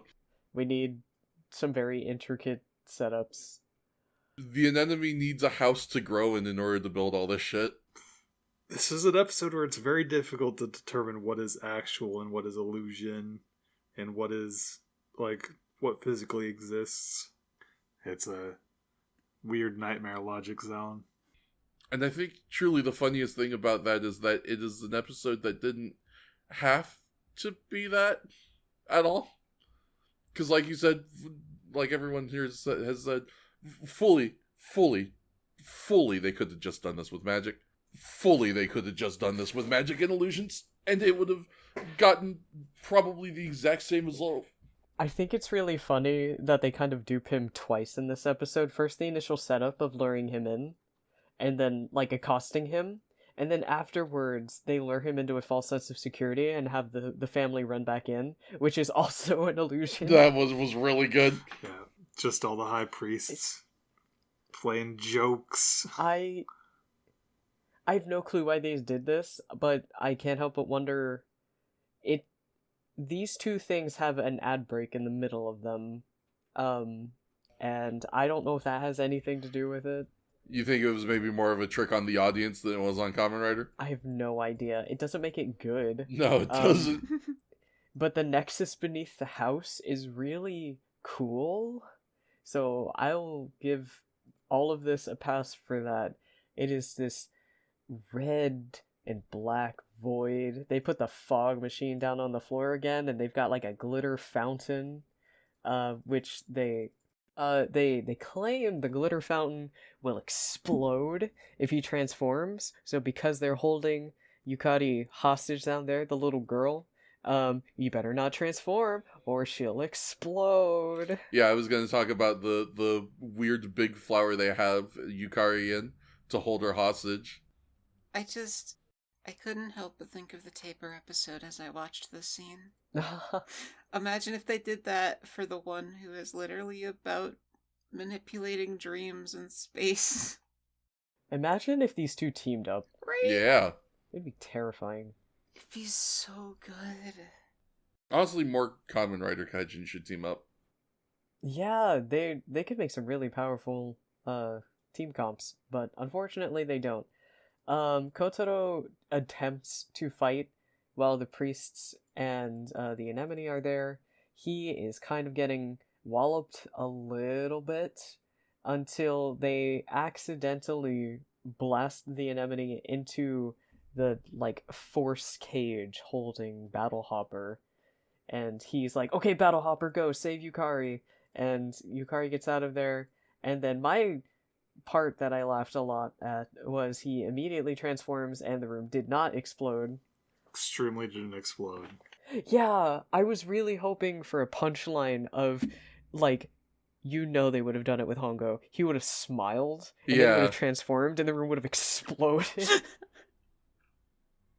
Yeah, there definitely would have been. I was even thinking to myself, like, well, if this room is triggered to explode when I transform, kind of sounds like you just fucked yourselves over real quick, didn't you? Henshin!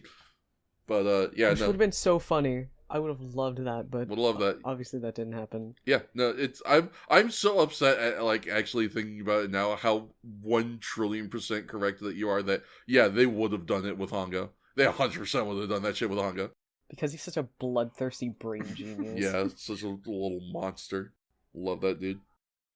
This episode is just Kamen Rider does poltergeists and It really is. And I'm just It really is. I was tired. I was suddenly remembering that we have a new technique in this fight. The Kingstone Flash. Yes. I don't know, he just does that. Apparently he has fucking solar flare on his belt. Yeah. Old Dragon Ball Z ass. Also, I know in this set of episodes we get a new transformation song. I cannot remember. Oh, was it this episode or an episode before? But we did get a new song. We got a like, new in this song, batch and then they episode. don't stop playing it. It's a good song. It is Oh, catchy. it was 19. Episode 19 is when they started it. Oh, I only noticed I it in didn't episode notice that. 21. Yeah, I have a note for a new song in 21, though. That may have been a different, not a transformation song, but just like maybe during the fight. I think, yeah, there is like one or two new songs that debut. Specifics aside, they're good. We get that punchline at the end, which is really fun. We see the parents at the end in their lavish home. When suddenly an earthquake or something, I don't know, they tremble in fear, they cower, and when all is past, they look up and realize they're standing in the middle of an empty lot. No, hold on. It's not empty. That's true. There's like a couch made out of sand. Yes! That shit was so fucking funny! It's the only thing funnier than there being nothing there. It's literally the only thing. Because, yeah, the dad is, like, sitting on the couch in the like, imaginary house at first. And he, like, gets served some tea. And then when the fucking magic goes away, there's still a fucking couch. So good. This episode is fun. Yeah, this episode is fun. With some great face acting from the dad. Yeah, that dad is the most. Like, he's being paid per muscle he's moving in his face. True. The parents beg for their daughter's forgiveness. Yeah, they're like, oh, we've learned the error of our ways. We were selfish. Can you ever forgive us? We were materialistic. I do like that the dad seems to be a little bit quicker on that particular draw than the mom. Because, like, the mom is just, like, screaming about, like, oh, what happened? And basically, as soon as the daughter shows up, dad's like, this is karmic justice. This is what this happened to us because we were shitheads. And, like, yeah, good on you, Dad. Thank you for acknowledging that. Yeah, that's a mature take. Have fun knowing magic exists now. Yeah, also that. Honestly, it would change my life for the worse. Right? Because I would know magic existed and would have no way of accessing it. True. Oh, that would suck. Like, what would I do with my life? I'll never see magic again. I'll never be able to perform feats of magic. Never say never, B-Drops. You just have to join Gargum. You're so right. But do they want me? Listen, they will. Okay. Well, flattered. You just gotta, you gotta make them understand what they'd be missing by not employing you. I gotta lie on my resume. You gotta lie like a motherfucker on your resume, dog. I think I feel like if you just told them that you deliver them coffee, I think they'd be fine. I'll make you coffee. But they have Batman to deliver them coffee, theoretically. Batman sucks. True. I bet I smell better than Batman. You definitely do. I'm sorry, you were saying. I was just gonna say Batman works for Gorgum like Yusuke works for Pops. True. Hey, speaking of devastating, it's time for a crash to devastate two great machines. Which we start by Woe Upon Ye, Curse of Mike TV, but from the 70s Willy Wonka and the Chocolate Factory. The effect of the bugs looks like very similar to that. But no, it is not a young boy being transported by a television wave. It's actually a swarm of iridescent beetles that are hunting. They are looking for our battle hopper, because I guess that's what iridescent beetles do. They eat grasshoppers or something. I meant to fact check this, and I totally didn't. Yeah, I didn't think to fact check this one at all, and I probably should have. If we can't trust Gorgum, who can we trust?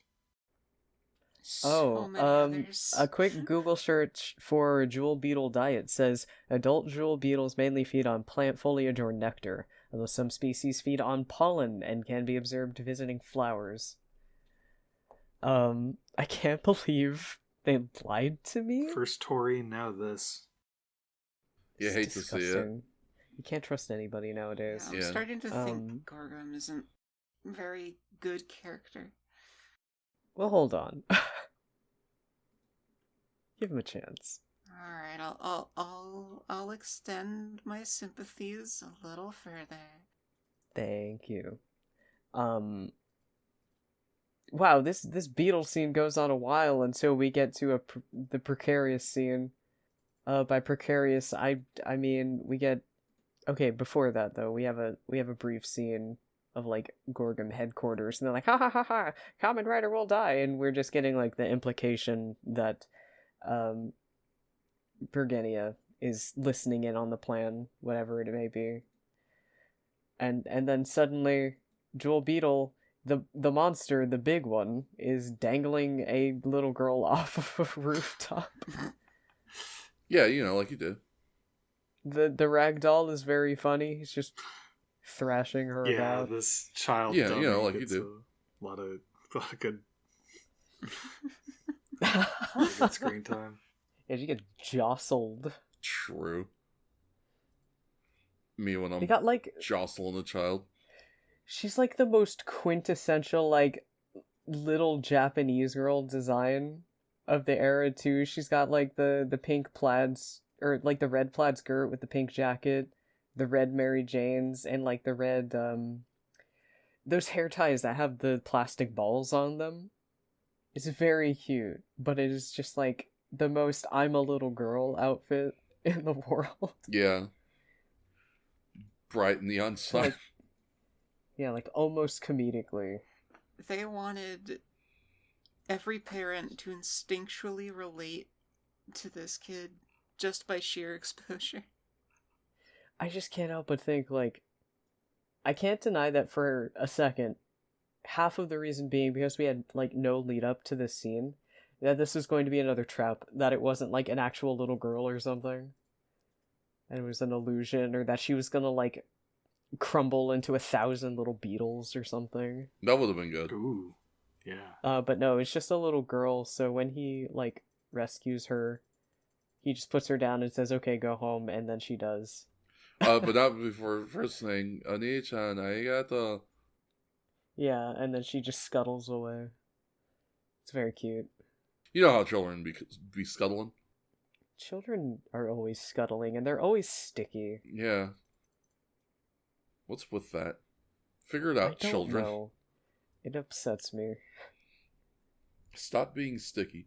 Anyway, we should get to the conceit of the plot of this episode, which is that iridescent jewel beetles have gotten all up in Battle Hopper, and that make him grow crazy. He wished to do a murder. And you know what? Why shouldn't he? Him. Yeah. Maybe he deserves to do a murder, huh? Look at him, little eyes. Battle Hopper has been working very hard, and I think he has earned at least one. As a treat. You never give him treats, Kotaro. Ignoring the beginning of this episode where you are explicitly giving him a bath like he's a dog. It's very cute. It's so cute. Oh my god. He's like Kotaro, talking to him the whole time. They're best friends. It really is like his pet dog. I love it. Yeah, it's quite delightful. Yeah, he starts going crazy though. Yeah. He RUNNOFT. I'm too tired to know what that spells. Run off, right? Run off. It's a Oh Brother Where Art Thou reference that I've never stopped making since I was like 13 years old. There you go. I had to take a second to spell that in my head, but I was like, are you in run off? Yeah. She done RUNNOFT. Battle Hopper does run off in a fit. To be wild and crazy. Well, wait, hold on. I don't think Battle Hopper run off yet. I think yet we didn't. I think this is our first. Yeah, because first we have to summon Battle Hopper first to try and use I'm against way the ahead. jeweled beetle I thought fight. We were already... Yeah. And then it gets crazy, and then I would be at least remiss if I did not mention that Kotaro, in his infinite wisdom, is like, man, Battle Hopper is being weird and not listening to me. I should try to figure out what's going on. And obviously he does that by maintaining his motorcycle, right? Wrong! Maybe he needs some love? No? No, he looks at it. All night. He sits there all goddamn night, and he just watches it. He's like watching visual over a sick child. Like truly, I don't think I wrote this note down, but I had it in my brain. It's like thinking your dog is sick, and then instead of taking them to the vet, you just watch them all night. Like, do you maintenance your bike, you dick? Well, it is also alive. So yeah, how much maintenance can you do for this thing? I mean, it's still a bike, right? Like, check the engine. Can you? Surely you gotta be. It's like meat in there. Because I don't know if you can like open the carapace without hurting it. Well, I guess fair. Listen, considering the way this episode ends, I think that would be a sacrifice I'd be willing to make. Oh, no. Again, B, I feel like I need to remind you how this episode ends, which is... Listen. Alright, I'm listening. I'm sorry, I don't actually have a point, but I don't want him to be hurt. Well, I understand He's just that. A little baby. All I'm saying is maybe having to crack open into my motorcycle like it's a Slim Jim would be a little bit less painful for it than having to fight it with my cooler, faster, stronger motorcycle. Don't say that. Don't say that. It's not cooler or better. Listen, you're right, and I agree with you, but it is more guaranteed to win a fight. Not every time. They have different skills they establish. Well, in yeah, this episode. I'm talking about a straight bike-on-bike joust. Oh. Because that's what we get at the end. Guy. He's just a little guy. I know he's just a little baby, but yeah, all the more reason why. Especially because I know he'll grow back. I'd rather crack him open a little bit and just be like, I know that you'll heal that in time. Let's go in there and figure out what's gunking you up, instead of being like, well, I guess I'm going to let you get infested by bugs and then go murder a bunch of people and then try to kill you with my other bike.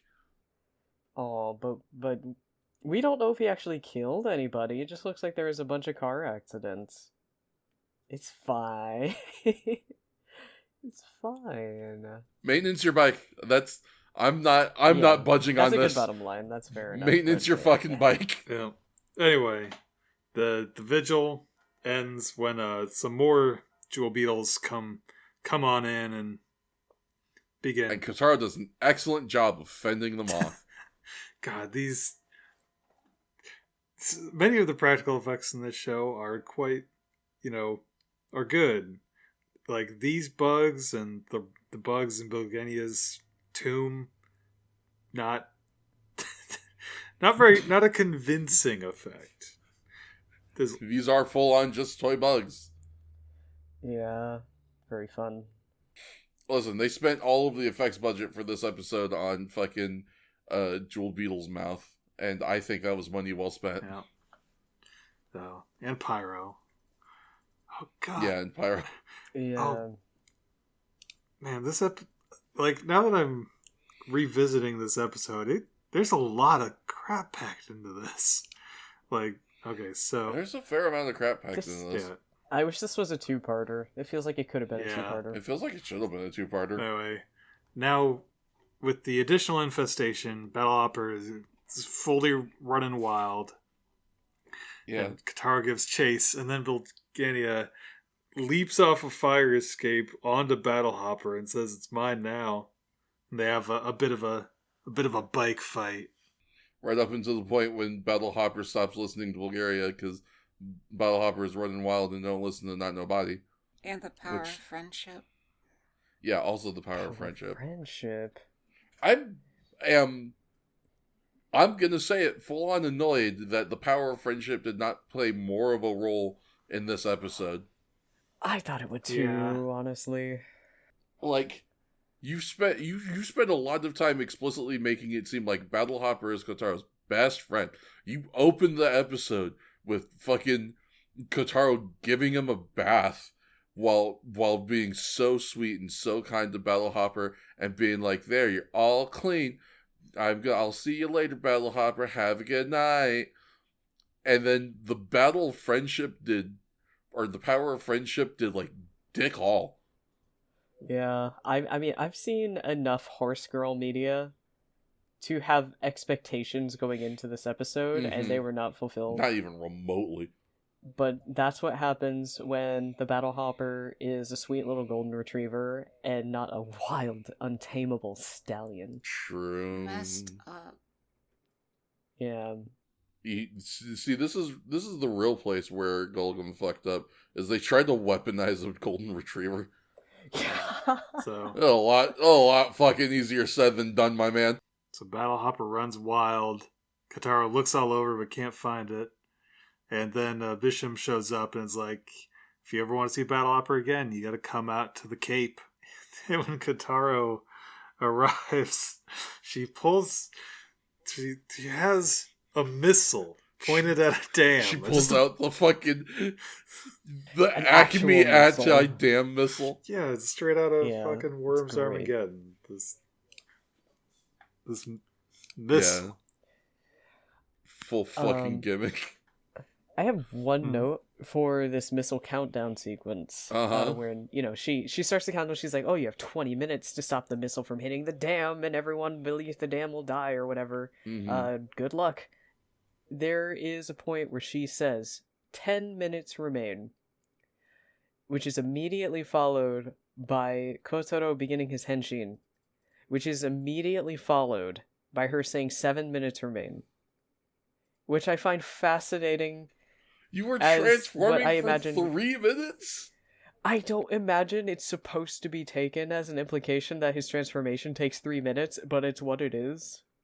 I just find it fascinating because you could have put like any amount of action or like extra cuts, segue or whatever, in between to make it, seem like the transformation is as instantaneous as it usually seems. But now it's a 3-minute long process, which also seems agonizing. Yeah. I'm kind of into it when I think about it, though. Yeah. This doesn't surprise me in the goddamn slice. Okay, wait, hold on. No, I think the 3-minute transformation scene's good, actually. No way! I can't believe YouTube would think. Anyway, think of the body horror. I'm thinking of it, and I'm saying, yeah, this is a thing that Nonagon and B-Drops would like. Yeah. There is. Yeah, she demands the Kingstone, and kind of just, with her projectiles and Jewel Beetle, they just kind of keep Kotaro from being able to get up to the missile. There's a bit that is in a way kind of strangely satisfying, because we're in the quarry. Obviously, we're in the quarry, and the missile is like up this hill, and so Kotaro, in a last-ditch effort to try and turn off this missile, summons Road Sector. He's like, I'll get Road Sector to get up there. And Road Sector can't climb up the fucking hill because it's a shit-ass bike. Oh, it's a very He is sloppy not hill. meant for off-roading. Yeah. Just a bunch of gravel. Which I do like. It does explicitly lead to Kotaro being like, shit, Road Sector can't do this. I need Battle Hopper. I very explicitly need Battle Hopper. There are a lot of things I was expecting to happen in this episode that didn't. One of which is Battle Hopper shows up right as the countdown is towards its end. I was extremely expecting a Battle Hopper self-sacrifice arc. That didn't happen. Yeah, I thought it really looked like it was interposing itself in between the missile and the dam. But then... Yeah. It fully looked like it was gonna just it was about to jump and intercept the missile in midair, but no. No. I don't even remember what Battle Hopper actually does. Joust. Ah, cool. I love jousting. Battle Hopper jousts at the very end with Kamen Rider Black on the on Road Sector, yes. And eats dirt and blows up and dies. Except that he doesn't die. And the bugs fall out and die. Yeah. Kotaro also, by the way, is hyping up this whole fight too. He's like, the only way I know, in order to get the bugs out of you, I gotta fight you with Battle Sector. But you might die, and I don't want to kill you, but there's no other way for me to do it, and I hope that you don't die. Please don't die, Road Hopper, and he's fine. Put him down like a wounded horse. Bro is completely fine, just entirely unfazed. Battle Hopper has no problems whatsoever. So as for actually getting up the hill to the missile, I can't tell if so either he just gets up there without issue once, after killing Jewel Beetle, or he there is a period in the fight where he clings to Jewel Beetle, who is flying, and then he tears his wings off. So I guess they may have been trying to say that, by riding Jewel Beetle, that's how he got up to the upper part. But the problem is, the fight takes place in the quarry, so every bit of it looks the same. It's I can't tell if these rocks are actually different from the rocks where we were at the start of this sequence. Yeah, I was entirely unsure how he got up there. I just knew that he did, and it was really anticlimactic. 1 second left to go, he just turns the thing off. Boop. Yeah, it's as easy as that. Triple S. Why wouldn't it be that simple? If they just a switch to turn it on, why not a switch to turn it off? Yeah. It's not like we were establishing stakes of any kind. Fuck. Yeah, why? Don't worry about it. Should have just just hammer throw Jewel Beetle into it, explode the whole thing. Yeah. There's something. Damn. There was a lot of setting up stakes for this episode, and then just kind of not paying them off. Everything with Battle Hopper, the thing with the dam, Hell, even the thing with fucking why am I blanking on his name now? Bulgaria? Yeah, Bulgania. The thing with like Bulgania stealing Battle Hopper. Like there's so much stuff that like theoretically this would have been a great episode 2 hook if they stuck with it, but they didn't. Yeah, there's a lot of stuff packed into this episode and really nothing is given a particularly large amount of breathing room. It goes back to the vibes and how sometimes they just kind of never materialize the way you feel they should. So it seems. It sucks. We can see the potential at least, but yeah. It's time for a shadowy figure after Papa. Or Time for a good Papa, episode. No, time for a wild episode. Remember the synopsis that this is about like a little boy who's psychic? Mm-hmm. We just start like that, by the way. Like, there's not really an explanation as to why this kid is psychic and why he has visions. But he is psychic and he does have visions. Yeah, we literally open on him having a vision in a dream. I had to note because truly, you gotta imagine this one probably got to a lot of kids out here.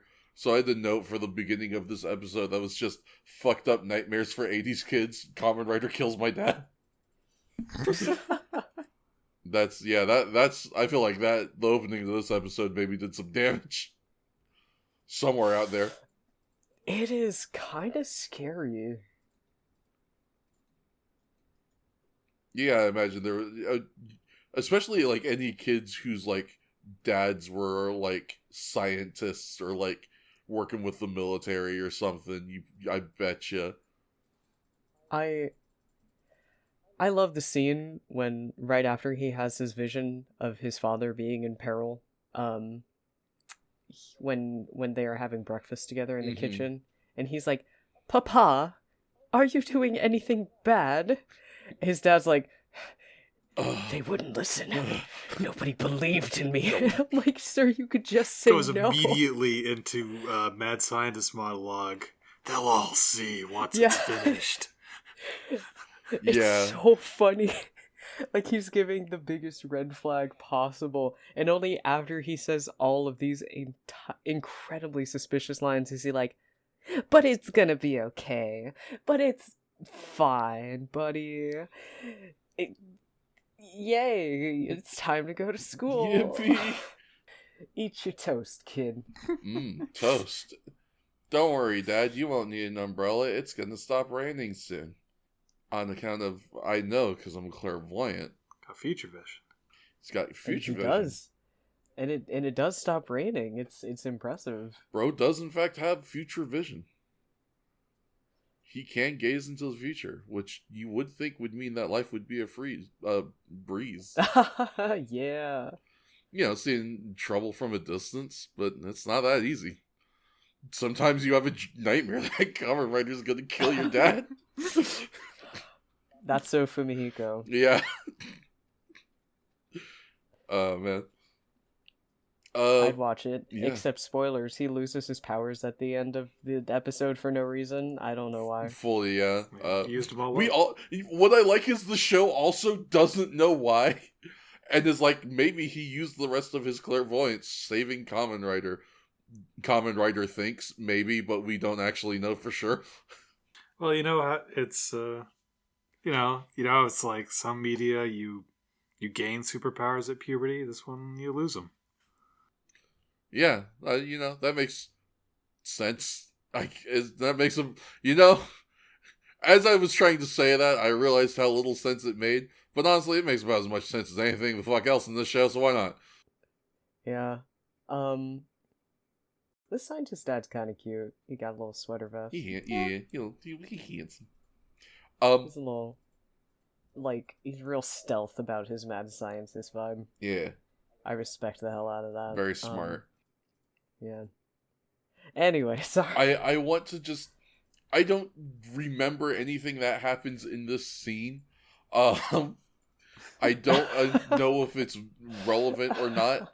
I just want to talk about us going to Golgum for a brief second, because it it features another of our Golgum priests trying to do a plan, and then wow, brain just absolutely shitting the bed on his name. Yeah, Bulgania shows up, and I think this is maybe the most angry they are for him to show up in these 5 episodes.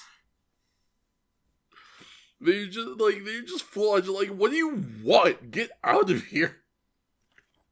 Just came. It's the best. It's so funny. Look, he just came to tell him about Sword Wasp, who wants revenge. Yeah, that's he like actually has like altruistic reason for being there, and even then they're like, all right, cool, whatever, we'll try to get revenge on Kamen Rider for Sword Wasp. Fuck out of here. Get out, leave us alone. They hate him so much. It's so fucking funny. It's my favorite thing in the show right now. It's so good. But yeah, thank you. I had forgotten. Yes, Sword Wasp shows up and he's like, I want revenge on the Kamen Rider because he killed that other wasp.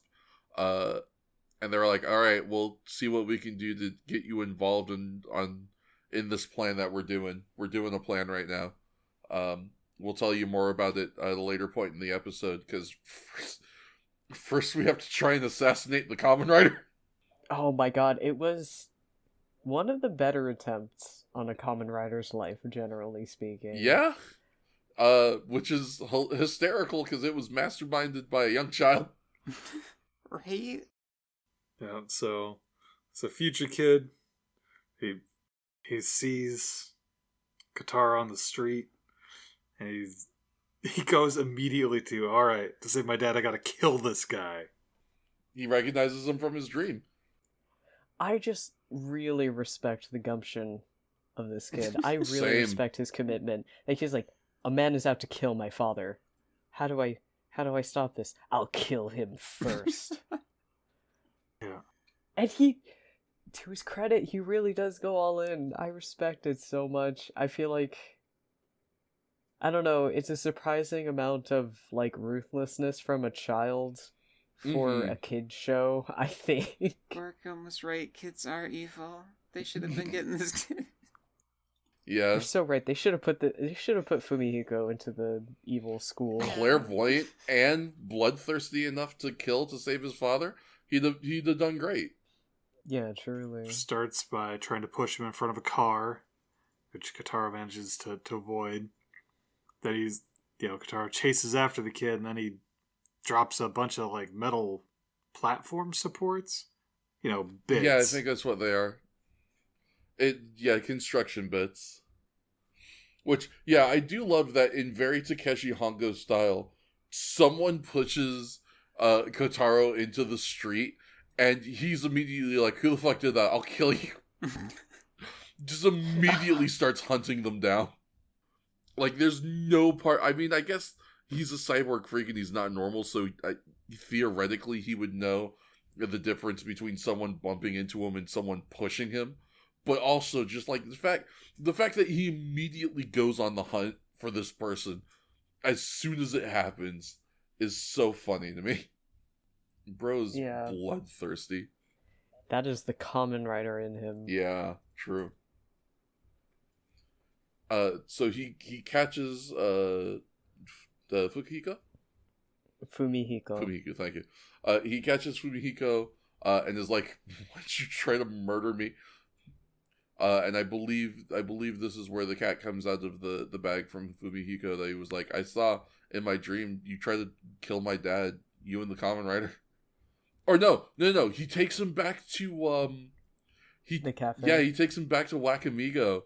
And he gives him some tang. Yeah, and he has a tang vision and is like, shit, my dad is being harangued by a wasp, I gotta go. Say what you will about this kid, but like, damn, what a ride or die. Honestly.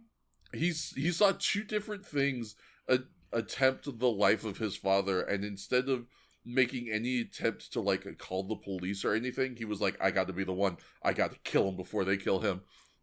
Listen, I can tell my dad's up to some shady stuff. I can't call the cops. Yeah. Fair? So smart. Speaking of his dad being up to shady stuff, that's like the next scene, right? Yeah. So he invented the Ure. Yeah. Ooh, which just makes me laugh every time I think about it. He makes the super destruction laser weapon that he immediately uses to super destruction laser a wall. yeah. And they're like, yes, finally, this super weapon is complete. And he's like, no, it's not for evil. It's for, like, It's like to, demolition and stuff. Yeah, and, it's like to excavation. carve mountains. It's not supposed to destroy towns. Oh, it melted all the little people and stuff. Oh. Can't believe these people in white robes who believe in, like, race supremacy were bad, man. Do you think they got that far in the Gulgum pitch with this guy? He was already down bad for funding. They were they might have gotten to, like, yes, we'll fund your project, and he was like, all right. Listen, I can understand you're shady. I don't want to know. Don't tell me. I'm not a part of you. Give me the money. I can only hope. I would like to think that he did what he could to maintain plausible deniability, Yeah. pending a future police investigation. Good job, Dr. Venture. Yeah. Good job, Dr. Venture. True! Incredibly Dr. Venture energy. His super destruction laser weapon is taken from him by force. Uh-huh. And luckily attached to, I don't know, some, like, solar panel satellite looking thing. So the solar panel thing is how it works. Yeah. So we are lucky in that it's not just like a laser that you can shoot at people. It is specifically a solar powered beam. So we do need the sun to be at its zenith, as Sheev Palpatine very specifically says. In order for us saying high noon. Yeah. In order for us to have enough power on hand to be able to destroy something like Osea City. But for instance, once it is at its zenith, we will have enough power to destroy something like Osea City. Oh no. But this is what my invention was for. I forget if the boy, I do believe, does appear next. Followed closely by, I believe, our Kamen Rider, because that's just kind of usually how this thing works. I think that's how Kotaro finds him, because he's like, he knows where to find his father, and Kotaro just tails him. Shout out to Kotaro, who fully would not be in this one if he hadn't been pushed by a child. That's true. The first thing he'd hear about it is when the city starts getting blown up by a sun laser. Yeah. What rough luck with your premonition is just, like, the one false positive? 99% accurate. Well, to be fair, I think maybe he just misinterpreted what was happening with his dad. I don't remember. Honestly, I fully don't remember. He did see Kamen Rider just strangling his dad. Oh, true, that's right. You're episode, so right, yeah. Which was simply false. Yeah, you know what? You're right. But yeah, all our players are here now. When you know what that means. It's time to fight a wasp man. Goodbye, Sword Wasp. I'm sad that you can't be recurring. Your suit is so good. Your suit is so good. Like, it's so fleshy inside, too. Yeah. Oh, I was reminded of a thing. Oh, yeah? Our boy, Bulgania, he has his own, like, little arc this episode. Oh, yeah.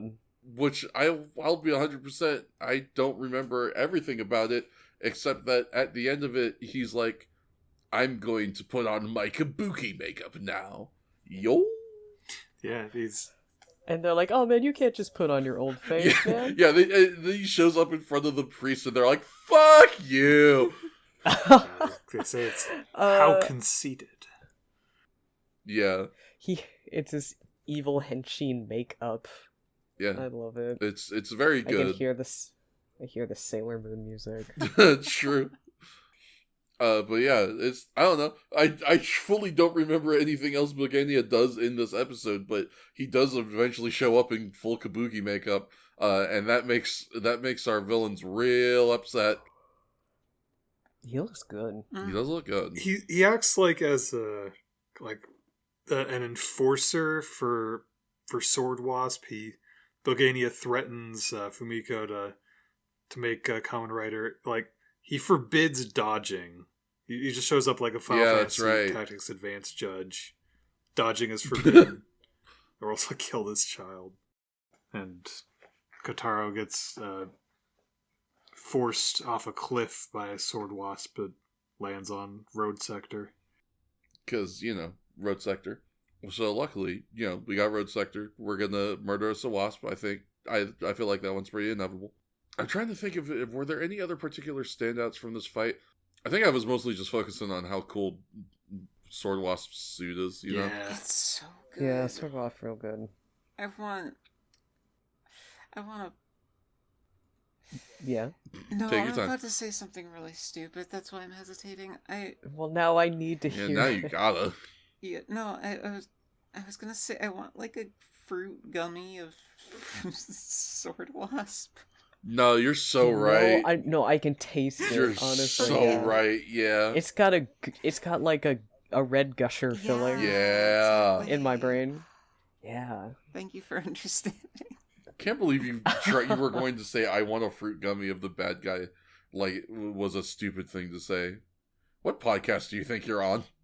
We spent how much time talking about gummy bears? Or fucking Teddy Grahams. Yeah, Teddy Grahams well, actually, I do recall there being an extended conversation about gummy bears at some point as well. Probably. I don't know. I would not be surprised. I love the way that this fight ends. I think that's really fun. With the extended psychic vision sequence as Kotaro is blinded by the foams. Yeah, shout out to being able to use our psychic kid's clairvoyance to aid the hero. We love that. Yeah, until he uses his color bands and just flings the blinding foam away anyway. Every time he color bands himself out of a situation, I'm just gonna think of that that bit from the Fairly Odd Parents TV movie where adult Timmy breaks out of his bonds and then goes, for the record, I could have done that at any time. Like, why Kotaro, come on, man. The cooldown, he has to wait at least 90 seconds after entering combat to activate the color bands. Ugh. Knew I should have tried to roll for the SSR Kamen Rider. This sucks. I'm so sorry. I think it would have been cool if he got the finishing blows while blinded. It would have been. The guidance of Fumiko, but that does feel like asking for a lot. A la power band. To be fair though, they're always reusing footage for the rider punches and kicks. So if he's got a face full of foam, it's got a visual inconsistency that they would have to account for. So fair enough. I just thought it was cool. I just thought it was neat. I thought the tag team was cool. One thing I'm only just now noticing about that fight where the kid is using the psychic powers is he's very far away from where the battle's actually happening. Because of how space works in the show, I didn't realize it at the time. And Kotaro is only able to hear using his cyborg hearing. Oh, so that's why his ears light up. Yeah, his ears blink. And his dad's like, what are you doing? And he's like, don't worry, Dad, I got it. To be fair, he did. And yeah. Then he never had a psychic vision ever again for whatever reason. Well, theoretically. He ran out of juice. Yeah. Yeah. I think the interesting thing is that the ending does not necessarily posit to us that he ran out of juice. Because the way it is shown that he is maybe no longer clairvoyant is that he is like leaving to go home from school with an umbrella, and it's like, oh no, clear skies, not a cloud in sight, it's definitely not gonna rain. Looks like you're losing your touch, kid. Which, the important part of that to me is that means he was still able to have a vision. It was just wrong. So it's is that a vision or imagination at that point? I guess know. He's been wrong before, to be fair. Yeah, one, he's been wrong before. Two, he does have like a very specific process. Like the way he has these visions is he looks at some form of a reflective surface in order to see, like we see with when he has his vision after his dream of Kamen Rider, he looks in his mirror in his room. When he has his vision about the weather, he looks at the mirror in the like living room of his house. When he has his vision about his dad being attacked by Wasp Man, he specifically looks into his juice. There is a process. There's a method to his madness, as I like to say. So, like, you would have to posit that at some point in time, like this morning, he was like, all right, let's have a vision about, the weather. And his vision was like, yeah, it's gonna rain, my man. You're gonna need that umbrella. And then he was just wrong. Maybe he burnt out his power because when he's doing it for Kamen Rider, he's looking directly, like, at the solar collector. Oh yeah, that'll do it. He fucked up his eyes. Yeah. He fried his psychic brain wrinkles. Fried the red. Bro needs to just kind of chill it for a bit. Get some protective lenses. That's so fair, actually. Yeah. We're kind of mushing some of the fights together, but I do want to call out at one point while Kamen Rider is trying to find the cannon, he goes to the lab where it's already been removed from, and there are a bunch of mirrors set up, and he gets sucked into the Gorgon mirror zone, which is very like blue tinted. Man, I totally forgot about that. I will be full honest. And he is rescued by Road Sector just rampaging through the mirror. Oh my god, right. Yeah, I forgot. I put a note on that because just it was so funny just seeing Road Sector just blast through the wall. Yeah, Road Sector incidentally frees the Doctor and Fumiko just as it takes a straight line path through the lab. And that's how you know that Road Sector isn't as smart as Battle Hopper. Yeah, guess not. Maybe it's so smart it knew. Maybe. Or maybe it just loves to destroy. Yeah, or maybe Road Sector is a wild man who shouldn't be trusted. Oh yeah. Dang. True. My one last thing is that I'm bummed that they didn't use the solar laser to destroy Sword Wasp and just mirror. That would have whatever. ruled. What that would have episode been was good. that from Ichigo? I forget where we got the first miscellaneous. Yeah. Oh Yeah. yes. I want to say 14 for some reason. That sounds somewhat accurate. It's because I believe it was around that time when Hongo was like no longer present in the episodes, and that's like part of the reason why. In any case, though, yeah, that would have ruled. For sure, it would have been great if we had gotten the chance to blow up a wasp with a super laser. Alas, maybe next time. I'm sure there will be future super lasers in this show. But that is, I think, going to do it for us for these 5 episodes of Kamen Rider. Overall, pretty good ones, pretty fun ones. Looking forward to more shenanigans with our new friend Baringa. I think it's gonna be a good time watching him be a sassy bitch. I love you, Bilgania. Yeah. I guess that makes it my turn. Yeah. Well, with all of that having been said, please let us now go to the best part of the show. The death count with B-drops. Tell us, how many murders have we done today, B? Okay, well, first the windows. I'm sad to say there were none, so we're still at 18. Rip. Sawi. On to the kills. We have some Team Gorgum kills for the first time in a while. So we ended up having 4 total for this batch of episodes, and 4 total for Team Kamen Rider as well. It's our first tie between both teams. That gives us 8. Wait, do you love to see it? I don't know. I mean, I started that sentence all... and then I realized, yeah. They're all Bilgenia kills, though, so... Yeah, we love to see it. Okay, yeah, I guess we love to see it. We like to see that.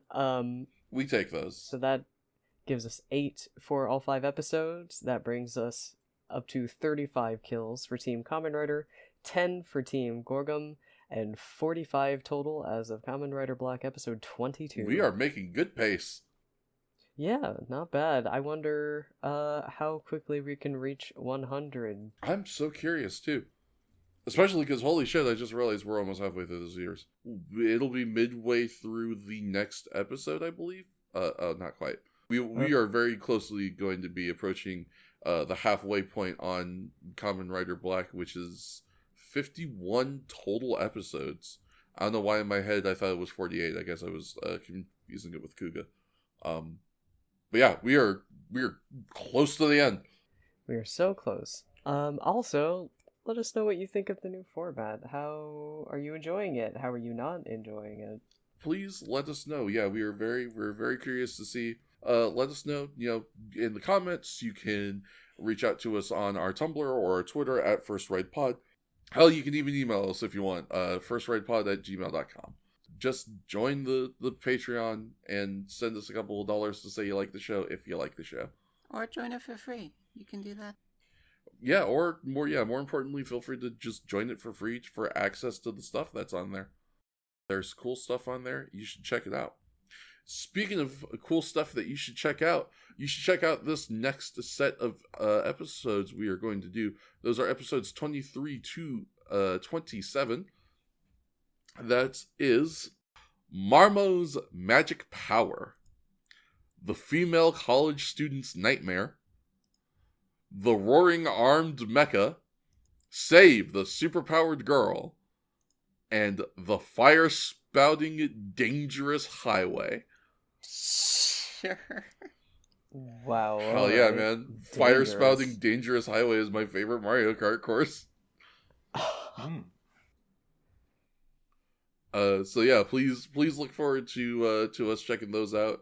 Go ahead and give them a watch so that you are ahead of the curve and ready to listen to us amble aimlessly about them. Unless, of course, you are one of those insanely powerful people who is like, I like listening to this show without watching the Kamen Rider first. I love not knowing what the fuck is going on. You're God's strongest warriors. You're God's strongest Kamen Rider. And we salute the fuck out of you.